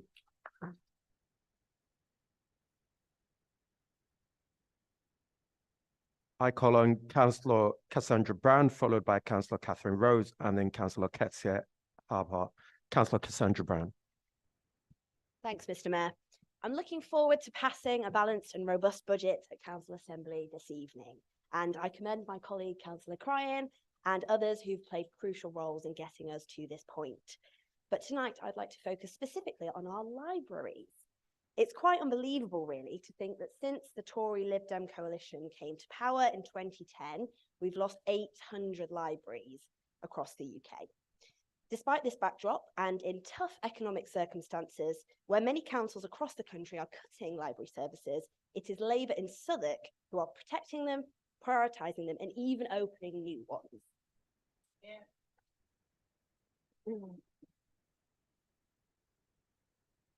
And local libraries help to form the lifeblood of our communities. I think everyone here would agree with that. Just like the Blue Library in my ward of South Bermondsey, a busy and thriving community space where residents of all ages can benefit from its wonder. Since becoming a councillor, I've had the privilege of hosting our councillor advice surgeries in the library on many occasions. And I've witnessed so many small and touching moments which make this place so special, and in fact vital for many residents. I often see people come in to use the computers, from our next generation doing their homework on evenings and weekends, to elderly residents navigating computers for the first time with support from our wonderful library staff.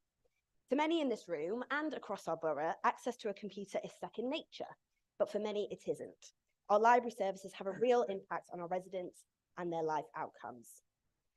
And it meant writing this speech, it really felt like a real full circle moment for me. I spent a lot of time in my local library growing up, in my university library studying, and now in the Blue Library, conducting surgeries and doing council work. This journey should be a reminder to us all that libraries are for everyone at any age and at any time.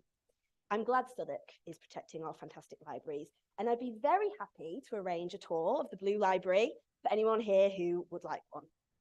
But before then, I'm looking forward to voting for this budget tonight. Thanks, Mr. Mayor.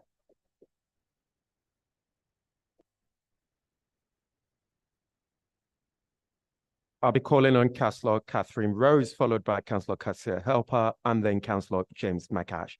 Councillor Catherine Rose. Mr. Mayor, as the current custodian of our borough libraries, imagine my surprise at rummaging through the large print romantic fiction and finding a rather racy publication, 50 Shades of Orange, the Liberal Democrat Guide to Budgets. Now, I think this is the very rare 2010 edition because no one has read it since then. And indeed, underneath the very thin Lib Dem dust jacket, it got a spine of blue. I think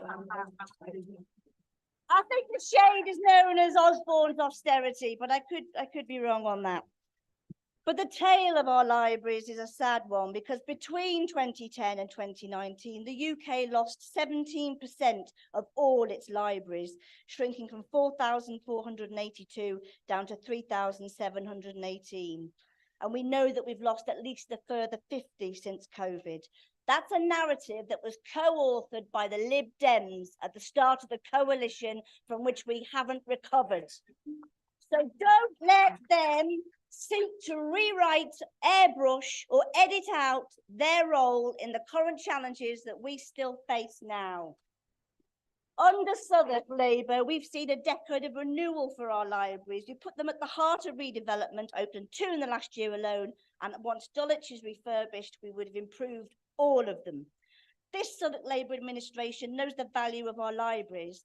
The University of East Anglia has calculated that libraries add at least 3.4 billion of value to wider society, and that each typical branch library generates a value of £1 million in relation to literacy, health and digital inclusion, and that all libraries generate a value that is 6 times its running costs. So what you do to libraries has significant impact on the wider neighbourhood around it. The truth is the work on innovation and putting more council and community services in libraries is already underway and will be demonstrated in our new strategy. But presenting the hard work of Southwark Labour as a new Lib Dem amendment and initiative is not the end of the story in relation to this budget. Their own proposals on income generation from commercial activities put library services and their wider social value at risk. They create additional unaccounted costs, or they render income targets undeliverable. Their proposals to generate income from 7 cafes assumes 5 new ones. Creating new cafe space at Dulwich, Peckham, Camberwell, Una Marston and Walworth would involve the loss of valued ground floor library space, including spaces for children, spaces for public health, spaces that are used by the community and currently generate income through things like our banking hubs. In other words, the Lib Dems are proposing to take away library space and reduce the capacity to support their own proposals around community services. Thank you. More specifically, the message... Thank you, Councillor Rose.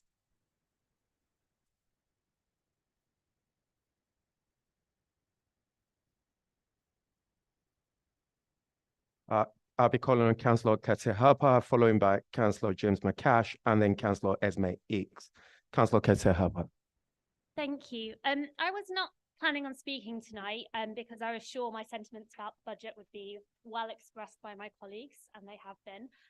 But today I was speaking to my line manager, who does not work for the government or for the council, but he was looking at the funding shortfalls across local authorities in London, and he said he'd seen how difficult the situation was in Southwark, but he also told me, as a resident of Southwark, that he'd recently received an email, I think from Kieran Williams, about all the amazing achievements Southwark has made, and he was confused.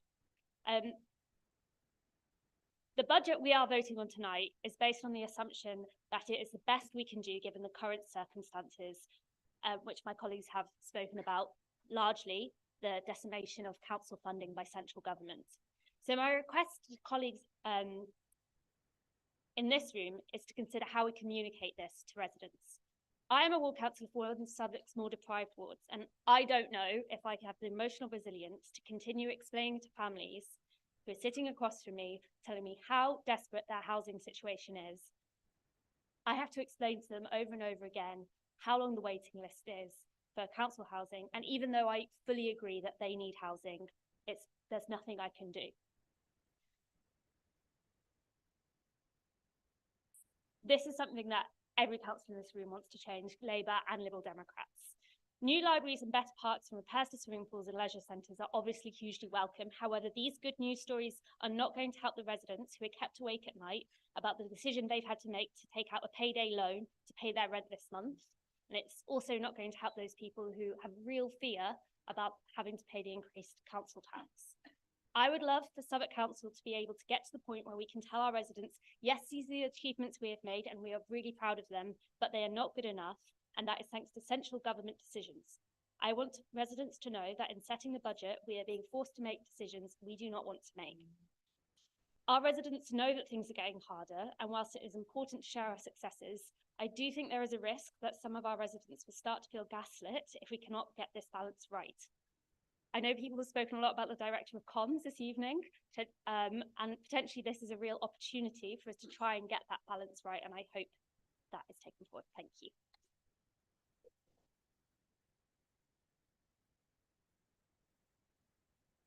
I'll be calling on Councillor James McCash, followed by Councillor Esme Hicks, and then Councillor Ian Wingfield. Councillor James McCash.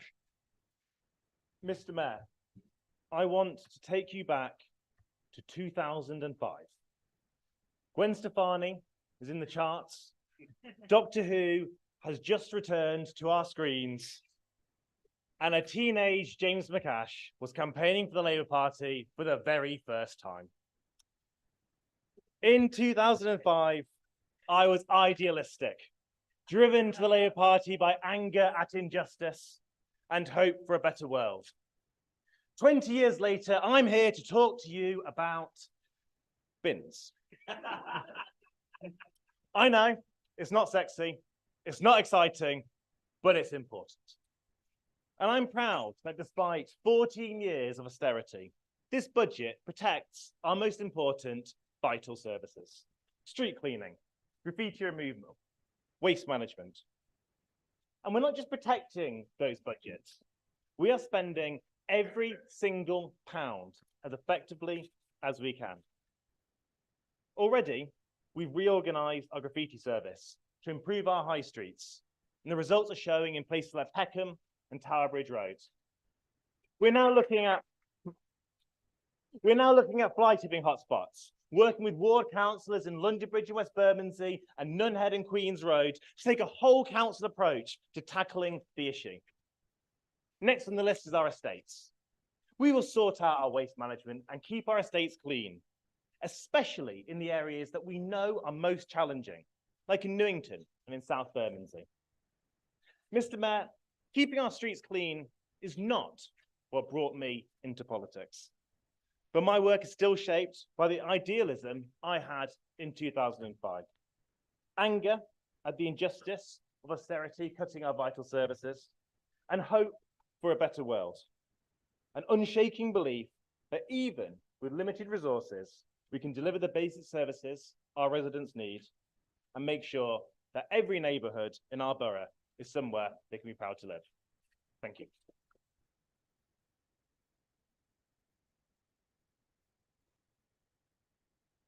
I'll be calling on Councillor Esme Hicks, followed by Councillor Ian Wingfield, and then Councillor Portia Mogandre. Councillor Esme Hicks. Thank you. In preparing to speak tonight, I looked back at a speech I made in this meeting more than 12 months ago. Back then, I talked about the abject failure of successive Conservative and Liberal Democrat governments over more than a decade in managing the economy and years of cuts to local government funding and public services. I talked about the fact that our economy was in recession, lagging behind the G7. I talked about public services on their knees, millions on NHS waiting lists, and the impact of the cost of living crisis on ordinary people in Southwark. And I talked about the completely inadequate response from the Tory government, forcing councils to raise council tax in the absence of a sustainable and sufficient long-term central government funding settlement. And what's changed since then? Not much. An economy in recession, tick, public services on their knees, millions on waiting lists, cost of living still biting. We need a general election to begin the process of renewing our public services. However, locally, then and now, it is all the more important that Southwark Labour are always striving to protect our residents and working hard to deliver vital services in the face of this challenging backdrop. This is made real in the budget presented here tonight. Against an extremely challenging context, this budget continues to invest in and protect the things that our residents have told us are important to them. Adult and children's mental health, street cleaning, leisure centres, parks and libraries, talked about by my colleagues tonight. It protects key services and provides additional cost of living support to those who need it so desperately. And I'm delighted that it supports making Southwark safer for women and celebrating our LGBT community through Pride Month. This is the difference that Labour in government can make. I'm delighted to support this budget tonight.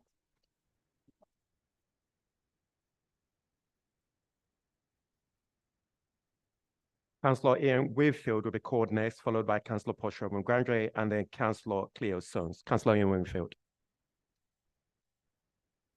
Thank you, Your Worship.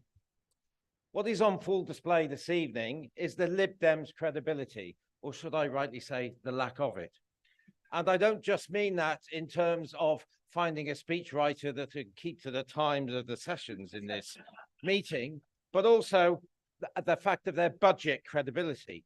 When we had the OSC meeting to talk about the budget and go through the budget line by line, the Liberal Democrats never came with a single proposal or change to any line in that budget. Well, read the recording, listen to it, and you will see what you said. And let me finish my Okay, speech. Councillor Wingfield, can you sit down for a second? Councillor Wingfield, Councillor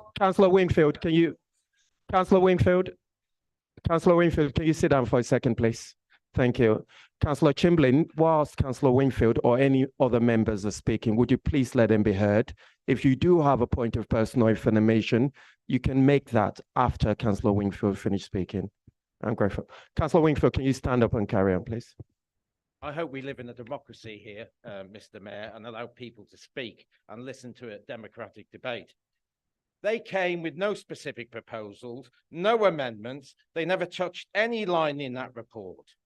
Is that budget setting? No, it isn't. And it was left to my colleague, Councillor Nunes, who had to give an on-the-spot tutorial in how to go about budget setting so that they could know exactly what they were supposed to be doing at the meeting. It was perfectly clear they hadn't consulted with any council officer before the meeting on any particular proposals that they might have.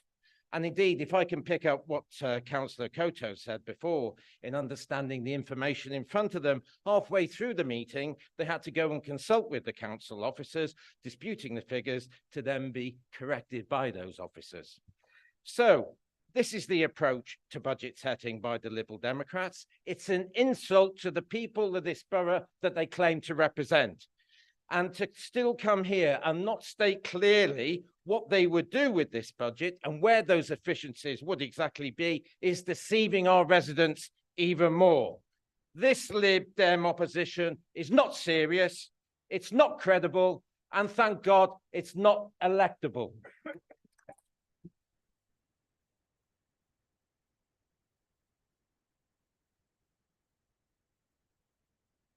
I'll be calling on Councillor Portia Mugandre, followed by Councillor Cleo Sons, and then Councillor Maggie Newins. Councillor Portia Mugandre. Ate too much lunch. It's my blow, that's all. Mr. Mayor, and the public who are undoubtedly glued to their devices watching this on YouTube.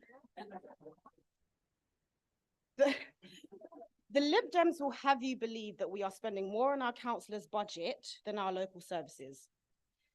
Let me bring to life the lies that they are feeding our public. Councillors have to work 2, sometimes 3 jobs to ensure that they are financially stable, meaning that they are working between 50 to 60 hours a week, maybe even more than that. They are low-income councillors who have to survive on a low councillor salary, figures which are easily accessible on our council's website. At the end of 2022, I was made redundant. Following this redundancy, I have since then devoted myself to being a councillor in Goose Green and East Dulwich and a deputy cabinet member for young people. In this time, I have spent my time supporting council officers to invest £1.6 million into positive activities for young people, chairing the Youth Partnership Forum that directly impacts the work that we do as a council for our young people, delivering on communication channels that inform our residents and our youth organisations and our young people about what services are available to them, and giving our young people a voice, and challenging the national government about the zero amount of money that comes down to the young people here in Southwark. Mr. Mayor, could I ask the Lib Dems to come out and say what they actually mean to say? That councillors like me from a low-income background who are of Black and ethnic minority, who struggle to find jobs because of systematic racism, currently living on what is less than living wage, because we have to devote our time to working for our community. We do not deserve to these positions of power, and we do not deserve to make decisions for the people that look like us. I ask the Lib Dems to put some respect on my name, put some respect on the people's names that I have to represent, and put some respect on the people that I am making a way for by making the sacrifices I have to support my community. The last 40 seconds I'm going to use to ask the public and the Lib Dems to look around in the room. Look at the 52 councillors that are sat here, diverse and representing their communities because of who they are and the sacrifices they have to make.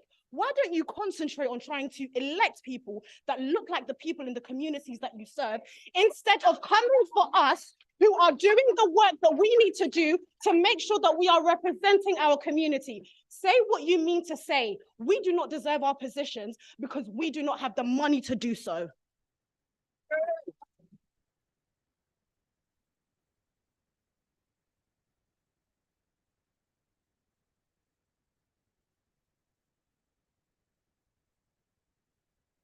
Councillors, can I ask you to sit down, please? Councillors, thank you. Councillors, can you sit down, please? Sorry, Councillor Chamberlain, do you have something to say? Any point of personal explanation? I do not have a point of personal explanation. Any point of order? Speech. We are diverse in very many ways as a Liberal Democrat. Councillor Chamberlain, I will remind. I was speaking about. I was shouted down by members of this council. This evening, I made a comment about my hair. Councillor Chamberlain, that's comments about what we've got to say about. Councillor Chamberlain, can you stand up for a second, please? Can you stand up? Can you stand up for a second, Councillor Chamberlain? If you would please stand up, Councillor Chamberlain. Councillor Chamberlain, I do understand the point you're making. I will remind all members in the room to make sure that in contributing to the debate that they're courteous to everyone. Okay. I think that is probably the best appropriate way of addressing the issue. But thank you for raising the point. All members across the room, we are trying to work all together to serve our borough. Can I please remind colleagues across both sides of the room to please be courteous to one another, to remember that we are all working hard to serve the people of our borough. I'll now carry on with the debate. Can I call on Councillor Cleo Stones to speak, who will then be followed by Councillor Margaret Newens and then Councillor Charlie Smith. Councillor Cleo Stones. Thank you, Mr. Mayor. How do I follow that? I'll keep it really simple. All right? No drama here tonight for me. Thank you, Mr. Mayor. I too stood here a year ago at the budget meeting, and I stood in this chamber criticising the school budget cuts and the impact that this was having on our school communities, families locally. And tonight I stand here as, especially in my day job, as a special educational needs coordinator. And in my role, I am reminded daily of the Every Child Matters agenda and the emphasis on individual needs. But alas, under the current budgetary constraints, it is not only failing the education system, but crucially the SEND needs of your child are increasingly under attack, and our most vulnerable young people continue to feel the impact. But I stand here tonight immensely proud to be a Labour member representing a Labour budget. A Labour budget which, unlike the Tory government, has committed to invest an additional £4.5 million into the special educational needs and disabilities. And that's something obviously that is at the heart of what I do. But moreover, we know it's a real challenge for some of our young people and our families getting our young people into school. School attendance is a real issue nationwide, not only in Southwark, but nationwide. But so I'm really, really immensely proud this evening that the Southwark Labour administration has recognised the necessity to support and invest £2.8 million into SEND transport and getting most vulnerable young people, children and young people into schools. But then what happens when they get into that building? Well, I tell you what, they arrive in school and they not only receive a good and outstanding education. Thank you, Councillor Ali and the council officers, and for raising those standards in our Southwark schools. But again, I've been here long enough to remember when we rolled out free healthy school meals in primary schools, and I remember, I'm not going to get into an argy-bargy with the opposition, but how well did they support us with that? Colleagues, I'm sure you will remember. So a free healthy meal, young people we know cannot thrive in education. They cannot be open to learning and without being healthy. So that is something which I'm particularly proud of, and it's being extended into our secondary schools. I think I'll leave it at that. I've got 4 seconds, so that's it. But I invite you all to commend our Labour administration budget. Thank you.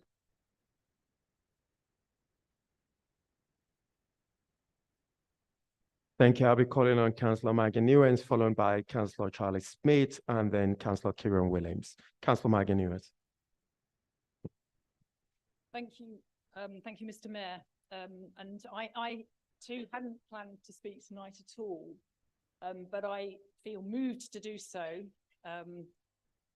Actually, I'm going to start by saying that I actually feel quite sorry for the hard time. In a way, it's a bit the hard time that's being given for the Lib Dems, because in actual fact, if we compare the amendments that have been brought forward this year to this budget, at least we can say that they have not been ruled financially dangerous by the Section 151 officer, as was the case with the amendments that the Lib Dems brought forward last year. I felt moved to say a few words also after the contribution from Councillor Wingfield, because indeed it did stand out really, really loud and clear at the scrutiny meeting that was held that there was really a very, very poor comprehension of the budget process and of the entire overview that the Labour councillors, every Labour councillor in this room has spent an awful lot of time scrutinising throughout the year. I think it's already been alluded to this evening that I don't think, certainly not in the time that I have been a councillor, and I think that's the case for the entire time that the Lib Dems have been in opposition since 2010, there has not been a single occasion that Lib Dem opposition has actually brought forward an alternative budget. And so every single time that the amendments come forward, they are frequently fantasy, they are poorly costed, and they show a very, very poor understanding of the process and of the different budget headings that they address. And I'm going to highlight one of those in particular here. The amendment for the greener Southwark specifically references the council's failure to take up the government's social housing decarbonisation grant, which I agree at face value, and this is another reason why I felt it's important to point this out. At face value, that looks unfortunate. The very reason that is that because the way that fund has been designed, it has to be much funded by with funds from the HRA, which means, like so many of the government funding that has sort of been waved under our noses, it simply is not accessible. But I'll leave it there. I've run out of time, but I think it's really important to highlight the very, very poor performance. Thank you, Councillor Nurens.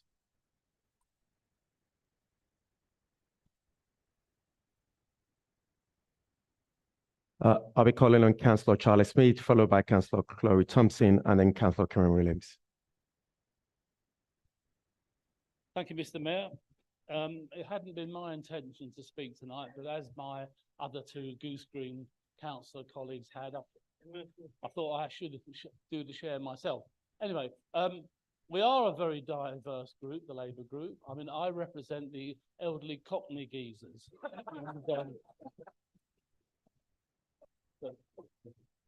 And I think their voice should be heard. But anyway, be serious now. When we go out door knocking, I often ring the bell, knock the door, and someone comes to the door, and my opening gambit is, we're here today or tonight, we're asking people, are any issues you'd like us to take up on your behalf? And often I get blank looks. I've got to sort of say to people, well, what do you think about your bins getting empty, or the street lights, or the dog muck, or whatever? And they go, no, I'm very happy with the council and the services they provide. So I'm sorry to hear that we knock our repair service. We have an in-house team, which I think are great. And I know we do make mistakes. Every big organisation does make mistakes. And you know that shouldn't happen. But for every bad repair, we've probably got 1,000 good repairs. I know in my ward, people do ring up and they say, we've had this done, I'm really pleased. And that's great, that's all we need. So let's talk the repair service up rather than down. Thank you very much.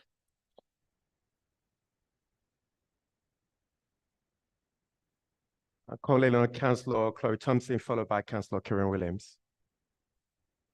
Hi, before I start, I do want to say that I find it incredibly shameful from the Lib Dem leader that once again he's using his LGBT identity for political point scoring in this case deflection, and that if he thinks that being a white gay man means the Lib Dem group in Southwark is sufficiently diverse, then I think he needs a better understanding of equalities.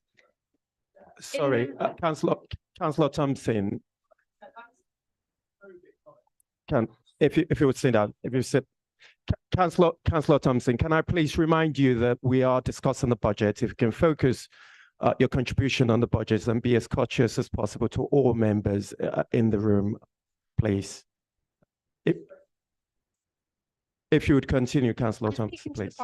Speaking to the pride point in the budget. In the early hours of 28th of June 1969, police raided Stonewall Inn, a game bar in New York City. While raids on gay bars were common at the time and part of the wider attacks on queer people, this time the LGBTQ community fought back. Days of riots ensued as queer people resisted aggressive policing and demanded the right to live freely. This movement was led by lesbians, trans women, and drag queens, many of colour, like Black drag queen Marsha P. Johnson and Storm Delivery, a lesbian and drag king. And a year later, in 1970, the first ever Pride March took place to remember the riots from a year before. It kickstarted the global Pride movement we have today. So as we celebrate the new Southwark Pride Fund, which will make a fantastic £30,000 available to the community, to celebrate and commemorate the LGBT community in Southwark, let's remember the radical origins of Pride. And while we've come a long way on LGBT rights since then, let's recognise too that there's still a long way to go, that homophobia is still rife, and in particular in recent years, we've seen a horrifying surge in transphobia, with transphobic hate whipped up by hateful politicians and the media, who demonise trans people and falsely pit trans rights against women's rights. Because the devastating repercussions of this transphobic hate is felt by trans people in our communities up and down the country. Like 16-year-old Brianna Gay, who was brutally murdered just over a year ago, and like the many trans children in Southwark. So as we commit to our Pride Fund, let's commit to eradicating transphobia, to supporting self-ID for trans people, and to fighting for the liberation of all LGBTQ people.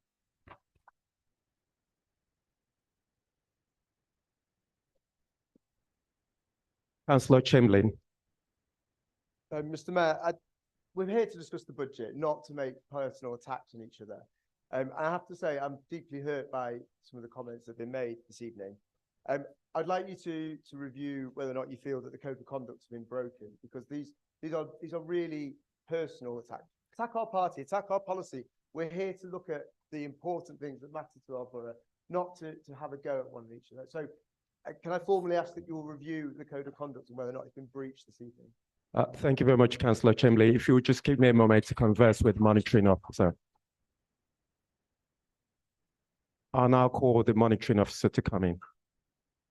Thank you, Mr. Mayor. If any member believes that the code of conduct may have been breached in this meeting tonight, then they can make a complaint to the monitoring officer. I would encourage the two whips to have a discussion about the matter after this meeting. Thank you. Okay, I will now move on to call on Councillor Kieran Williams. Thank you, Mr. Mayor. I want to start by thanking every member of council staff, the whole of cabinet and every Labour councillor in this room for the hours and days you've put in to setting this budget. It's been a lot of hard work to get to the numbers that are on these pages. Tonight we'll be agreeing a budget that is an investment in our community, in the people of our borough and their future. In these papers you won't find any gimmicks, unless of course you're looking at the Lib Dem amendment. But what you will find is hard work and determination.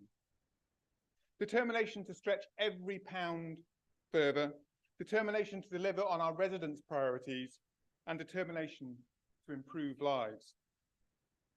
Making this budget balance has not been easy.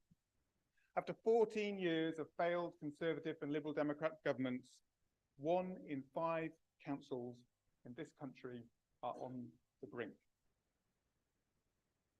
But Tory failure has been about much more than just cutting public services. They've decimated our country, with poverty up, homelessness up, and hope drained from people's lives. But I'm determined, this Labour administration is determined to protect our community from their failure, to show there is another way. And that's exactly what this budget is about. The numbers on these pages mean far more than pounds and pence.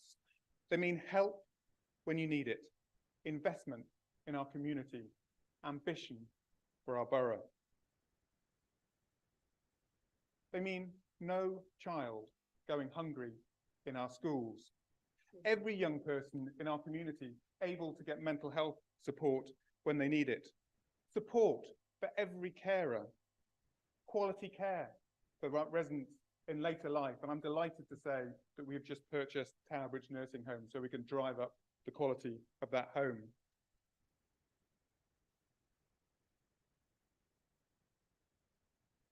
I mean, decent pay for care workers. But that's not all. I could keep going on. The list is so long. Help if you are struggling to get by, help to get into a good job, record numbers of truly affordable homes, cleaner air, better transport, fantastic libraries and leisure centres, and action to tackle violence against women and girls. There is so much more I could list. On every one, Southwark is leading the way. Not because we want the limelight, but because we want the best for our residents. So let's agree this budget today. So tomorrow we can get on with the hard work we are determined to do as a Labour administration, delivering for the people of Southwark so they can thrive.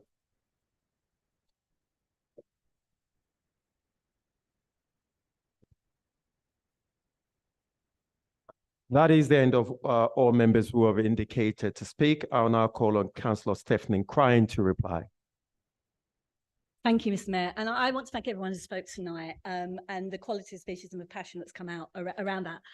I think there's one thing we are all united on across the chamber here. It is the fact that the impact of the Tories and this current government on our residents around that. And I think that has come out really strong and clear. But I think what's also clear is that the way we want to tackle that is very different between both parties on that. I do want to pick up a few things, though, that were said. And Yes, 2030, as Councillor Ali has alluded to, is not a vanity project. It's been an extensive consultation and listening with residents. And the things that have come out about that are the things that residents have told us they want. And we've actually reflected that in this budget tonight. We've reflected it in the budget for the next 3 years to ensure that when we get to 2030, that we can deliver on a budget, that on a vision for Southwark, that it's our residents' vision. It's not my vision, it's not our vision, it is the vision of our residents. So we are putting that in train tonight as well around that. I also want to pick up on what Councillor Koto, Councillor Wingfield and Councillor Newman said. Having spent time in those scrutiny meetings and being at all of those scrutiny meetings, I do feel that I think there was some misunderstanding about some of the proposals and unpreparedness there. I really do believe that. The proposals that you're hoping to reverse are actually efficiencies that deliver themselves. They deliver themselves because we are bringing more older people back in-house. We're not placing in expensive out-of-borough residential care. That in itself delivers savings. And I do think that if you'd understood that, you probably may not have reversed that cut, that say efficiency around that, because it is putting residents at the heart of what we do. It's putting that older person at front and centre and giving them the care and the wraparound support that they absolutely need around that. So I do think that. I also want to touch on the spin doctor, because if you're honest, the only spin I've heard is from these benches here. It's not a spin doctor. It's a role that is going to be working very closely with our voluntary community sector and our faith organisations. Now, if you feel that we don't need that, if you feel that our community sector, if you feel that our faith organisations do not deserve a director level post to work with them, then that's your call and that's your choice. I strongly believe in our community centre. I strongly believe in our faith groups, and I strongly believe that they need a director level support that all other departments have as well around that. It is absolutely not spin. As I said, the only spin is the spin on those benches. And then we come to the amendments. I do remember one Lib Dem budget, alternative budget. My first year as a councillor, there was an alternative Lib Dem budget. And I remember former councillor James Barber coming back to me on something that I'd said, because I was a new councillor and I didn't understand things. And he was quite right in picking up on something that I'd said. And I will forever remember that. But as Councillor Ali said, free budget amendments are not an alternative budget. They are not. Yet more spin around that. So I stand here today. I said I commend the budget. I still commend this budget. It's a budget that delivers on the things that people have asked us to do, the things that our residents want, the things that are important to our residents, whilst protecting our most vulnerable residents as well. So I do hope that everybody will support this budget tonight.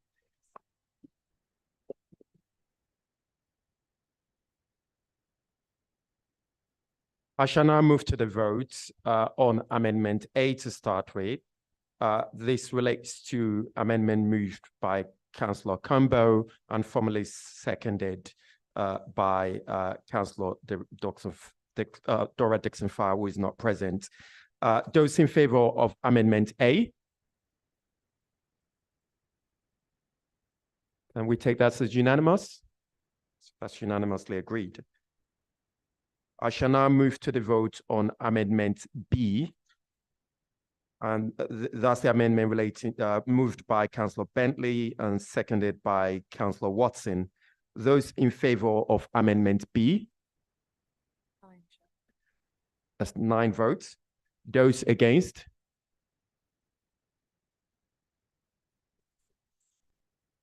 That's 46. Any abstentions? The amendment is lost. Sorry. Okay, that's not. Okay, I beg your pardon. So I'm grateful, Councillor Chamberlain, for correcting that. So that's 45 votes against, but the amendment is lost. Okay. Yes, because Councillor Ketia Harper wasn't in the room. She just walked back in. She wasn't in the room when the votes was made. Oh, so okay, we will now move on to Amendment C. I shall now call the vote on Amendment C. Those in favour of Amendment C? There's 9 votes for. Those against?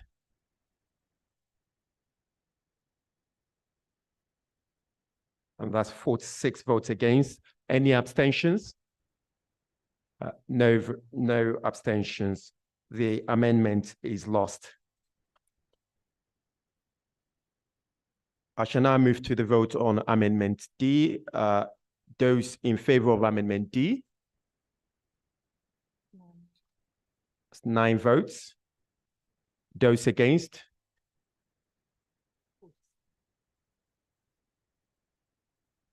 46 votes. Any abstentions? The amendment is lost.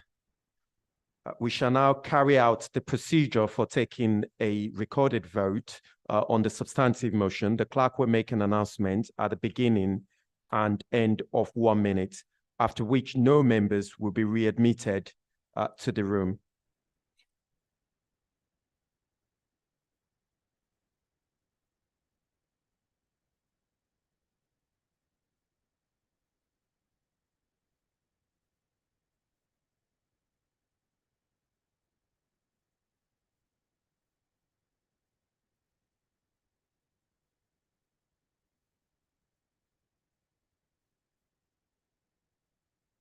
We're essentially just waiting out the 1 minute to give any members who are in the toilet to come back in.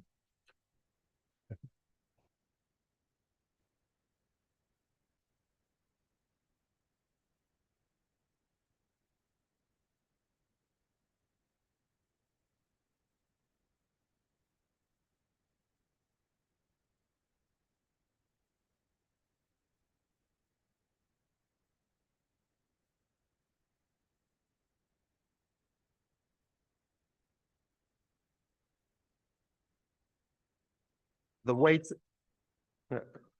just on the spot. No, I think we got it just about on the same point. The waiting period has passed and the meeting is now closed. I shall now move to the vote on the substantive motion as amended by Amendment A. I shall ask the clerk to call the names of all members in alphabetical order, and each member present shall declare if they are for, against, or abstain. Councillor Suzanne Abachour. For. Councillor Evelyn Akoto. For. Councillor Jasmine Ali. For. Councillor Naima Ali. For.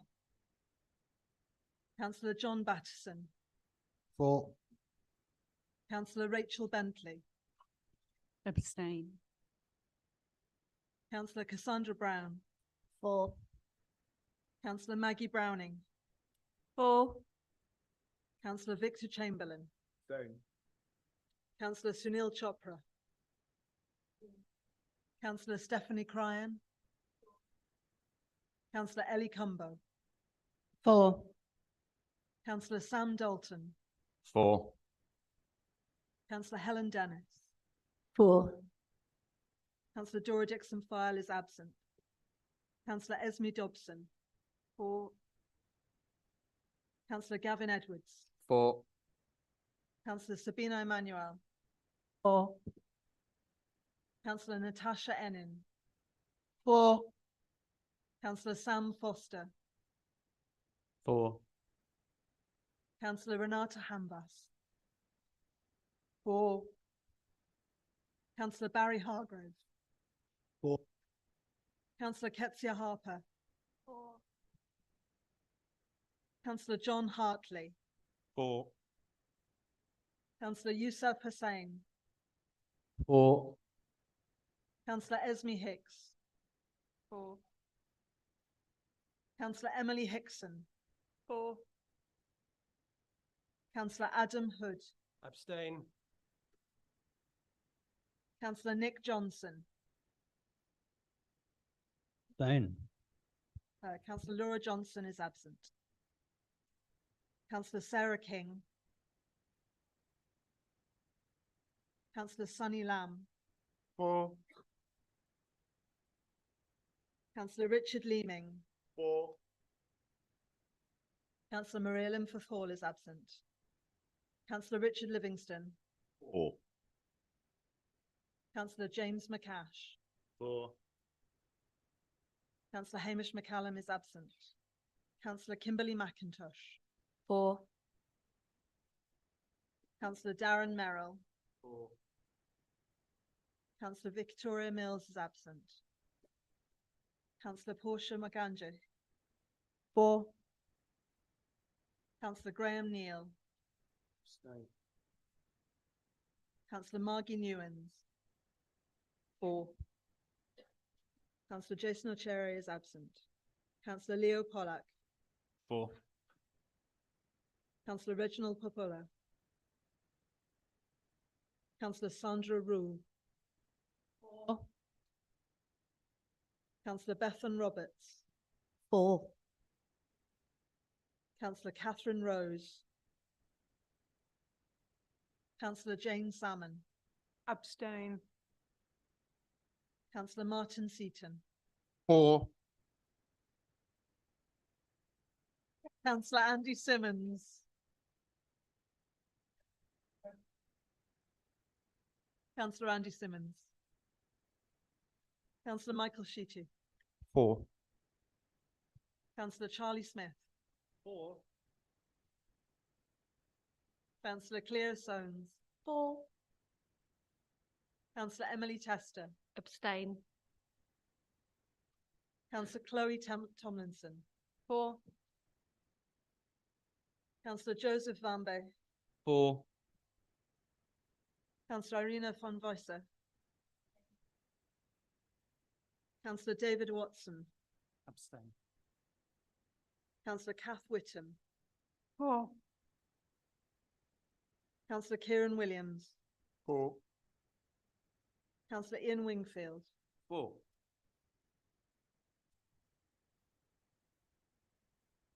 I will now announce the vote on the substantive recommendation. Those in favor of the substantive as amended by Amendment A is 46. Those against is 0. Abstention is 9. The substantive as amended is carried.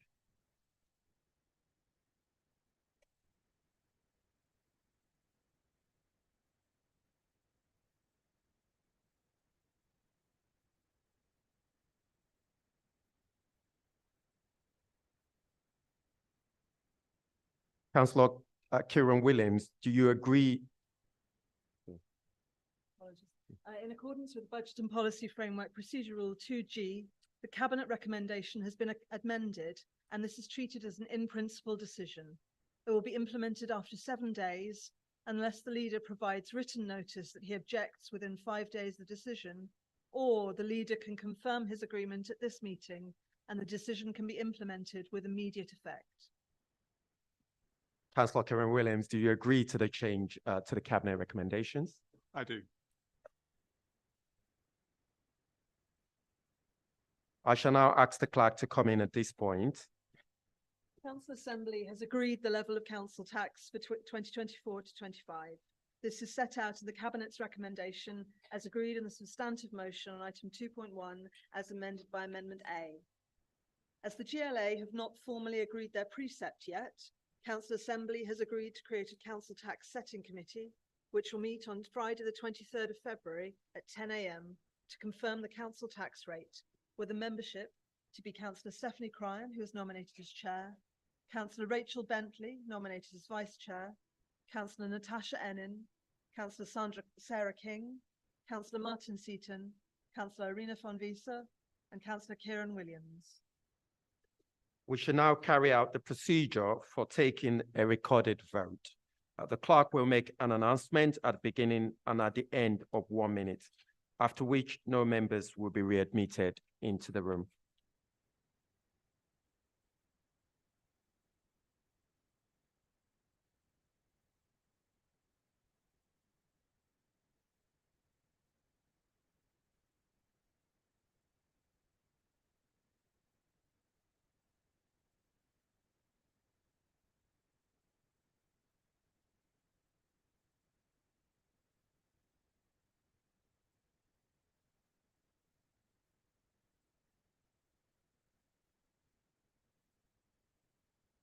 Almost there. Yeah, no. It was starting.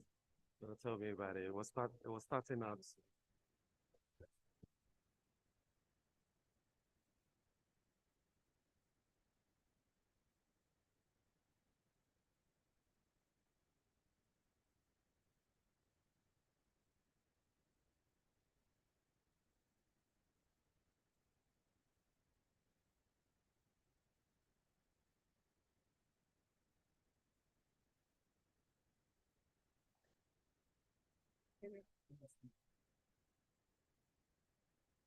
Hello, colleagues. Hello, everyone. Okay, the waiting time has passed and the meeting has been closed. I shall now move to the vote on the substantive motion. I shall ask the clerk to call the names of all members in alphabetical order, and each member present shall declare if they are for, against, or abstain. Councillor Suzanne Abachour. For. Councillor Evelyn Akoto. For. Councillor Jasmine Ali. For. Councillor Naima Ali. For. Councillor John Battison. For. Councillor Rachel Bentley. Councillor Cassandra Brown. For. Councillor Maggie Browning. For. Councillor Victor Chamberlain. Abstain. Councillor Sunil Chopra. For. Councillor Stephanie Cryan. For. Councillor Ellie Cumbo. For. Councillor Sam Dalton. For. Councillor Helen Dennis. For. Councillor Dora Dixon File is absent. Councillor Esme Dobson. For. Councillor Gavin Edwards. For. Councillor Sabina Emmanuel. For. Councillor Natasha Enin. Councillor Sam Foster. Councillor Renata Hambas. For. Councillor Barry Hargrove. For. Councillor Ketsia Harper. For. Councillor John Hartley. For. Councillor Yousaf Hussain. For. Councillor Esme Hicks. For. Councillor Emily Hickson. For. Councillor Adam Hood. Abstain. Councillor Laura Johnson is absent. Councillor Nick Johnson. Abstain. Councillor Sarah King. For. Councillor Sunny Lambe. For. Councillor Richard Leeming. Councillor Maria Limford Hall is absent. Councillor Richard Livingston. For. Councillor James McCash. For. Councillor Hamish McCallum is absent. Councillor Kimberly McIntosh. For. Councillor Darren Merrill. For. Councillor Victoria Mills is absent. Councillor Portia Moganje. For. Councillor Graham Neal. Abstain. Councillor Margie Newens. For. Councillor Jason O'Cherry is absent. Councillor Leo Pollack. Councillor Reginald Papula. For. Councillor Sandra Rule. For. Councillor Bethan Roberts. For. Councillor Catherine Rose. Councillor Jane Salmon. Abstain. Councillor Martin Seaton. For. Councillor Andy Simmons. For. Councillor Michael Sheety. For. Councillor Charlie Smith. For. Councillor Cleo Soanes. Councillor Emily Tester. Abstain. Councillor Chloe Tomlinson. For. Councillor Joseph Vambe. For. Councillor Irina von Wiesa. Abstain. Councillor David Watson. Abstain. Councillor Kath Whitton. For. Councillor Kieran Williams. For. Councillor Ian Wingfield. For.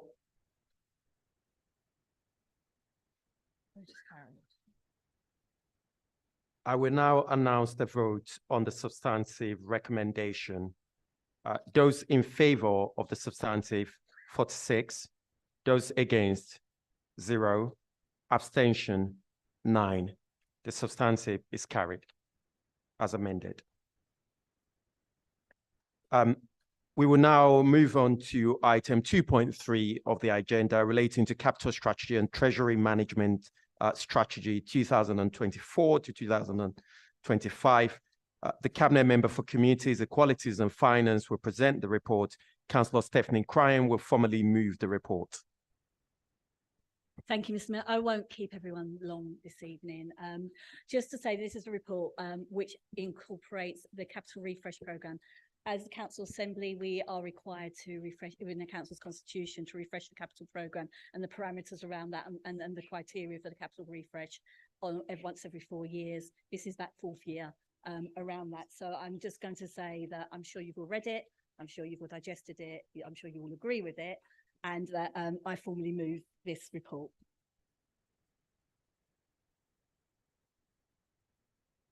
There are no amendments to this report. Does any member wish to speak on the report? Okay, no member wish to speak on the report. Councillor Stephanie Karen, do you wish to reply? I've got to ask formally, otherwise. Councillor Karen may stand up. No, okay. I shall now move to the vote on the recommendation. Those in favor of the substantive? Can I take that as agreed? Okay, that is the last item of business. Can I just say a few words? I think there are moments in today's debate where people were passionate, my colleagues were passionate, but at the same time, I think it's also important that we continue to reflect on our choice of words and the context in which we make those contributions in itself. I certainly will be picking it up with group whips at our future meetings to see how we can arrive at a more courteous debate in the future. But I would like to thank everybody for giving their time up this evening, and I wish you a good evening. Thank you.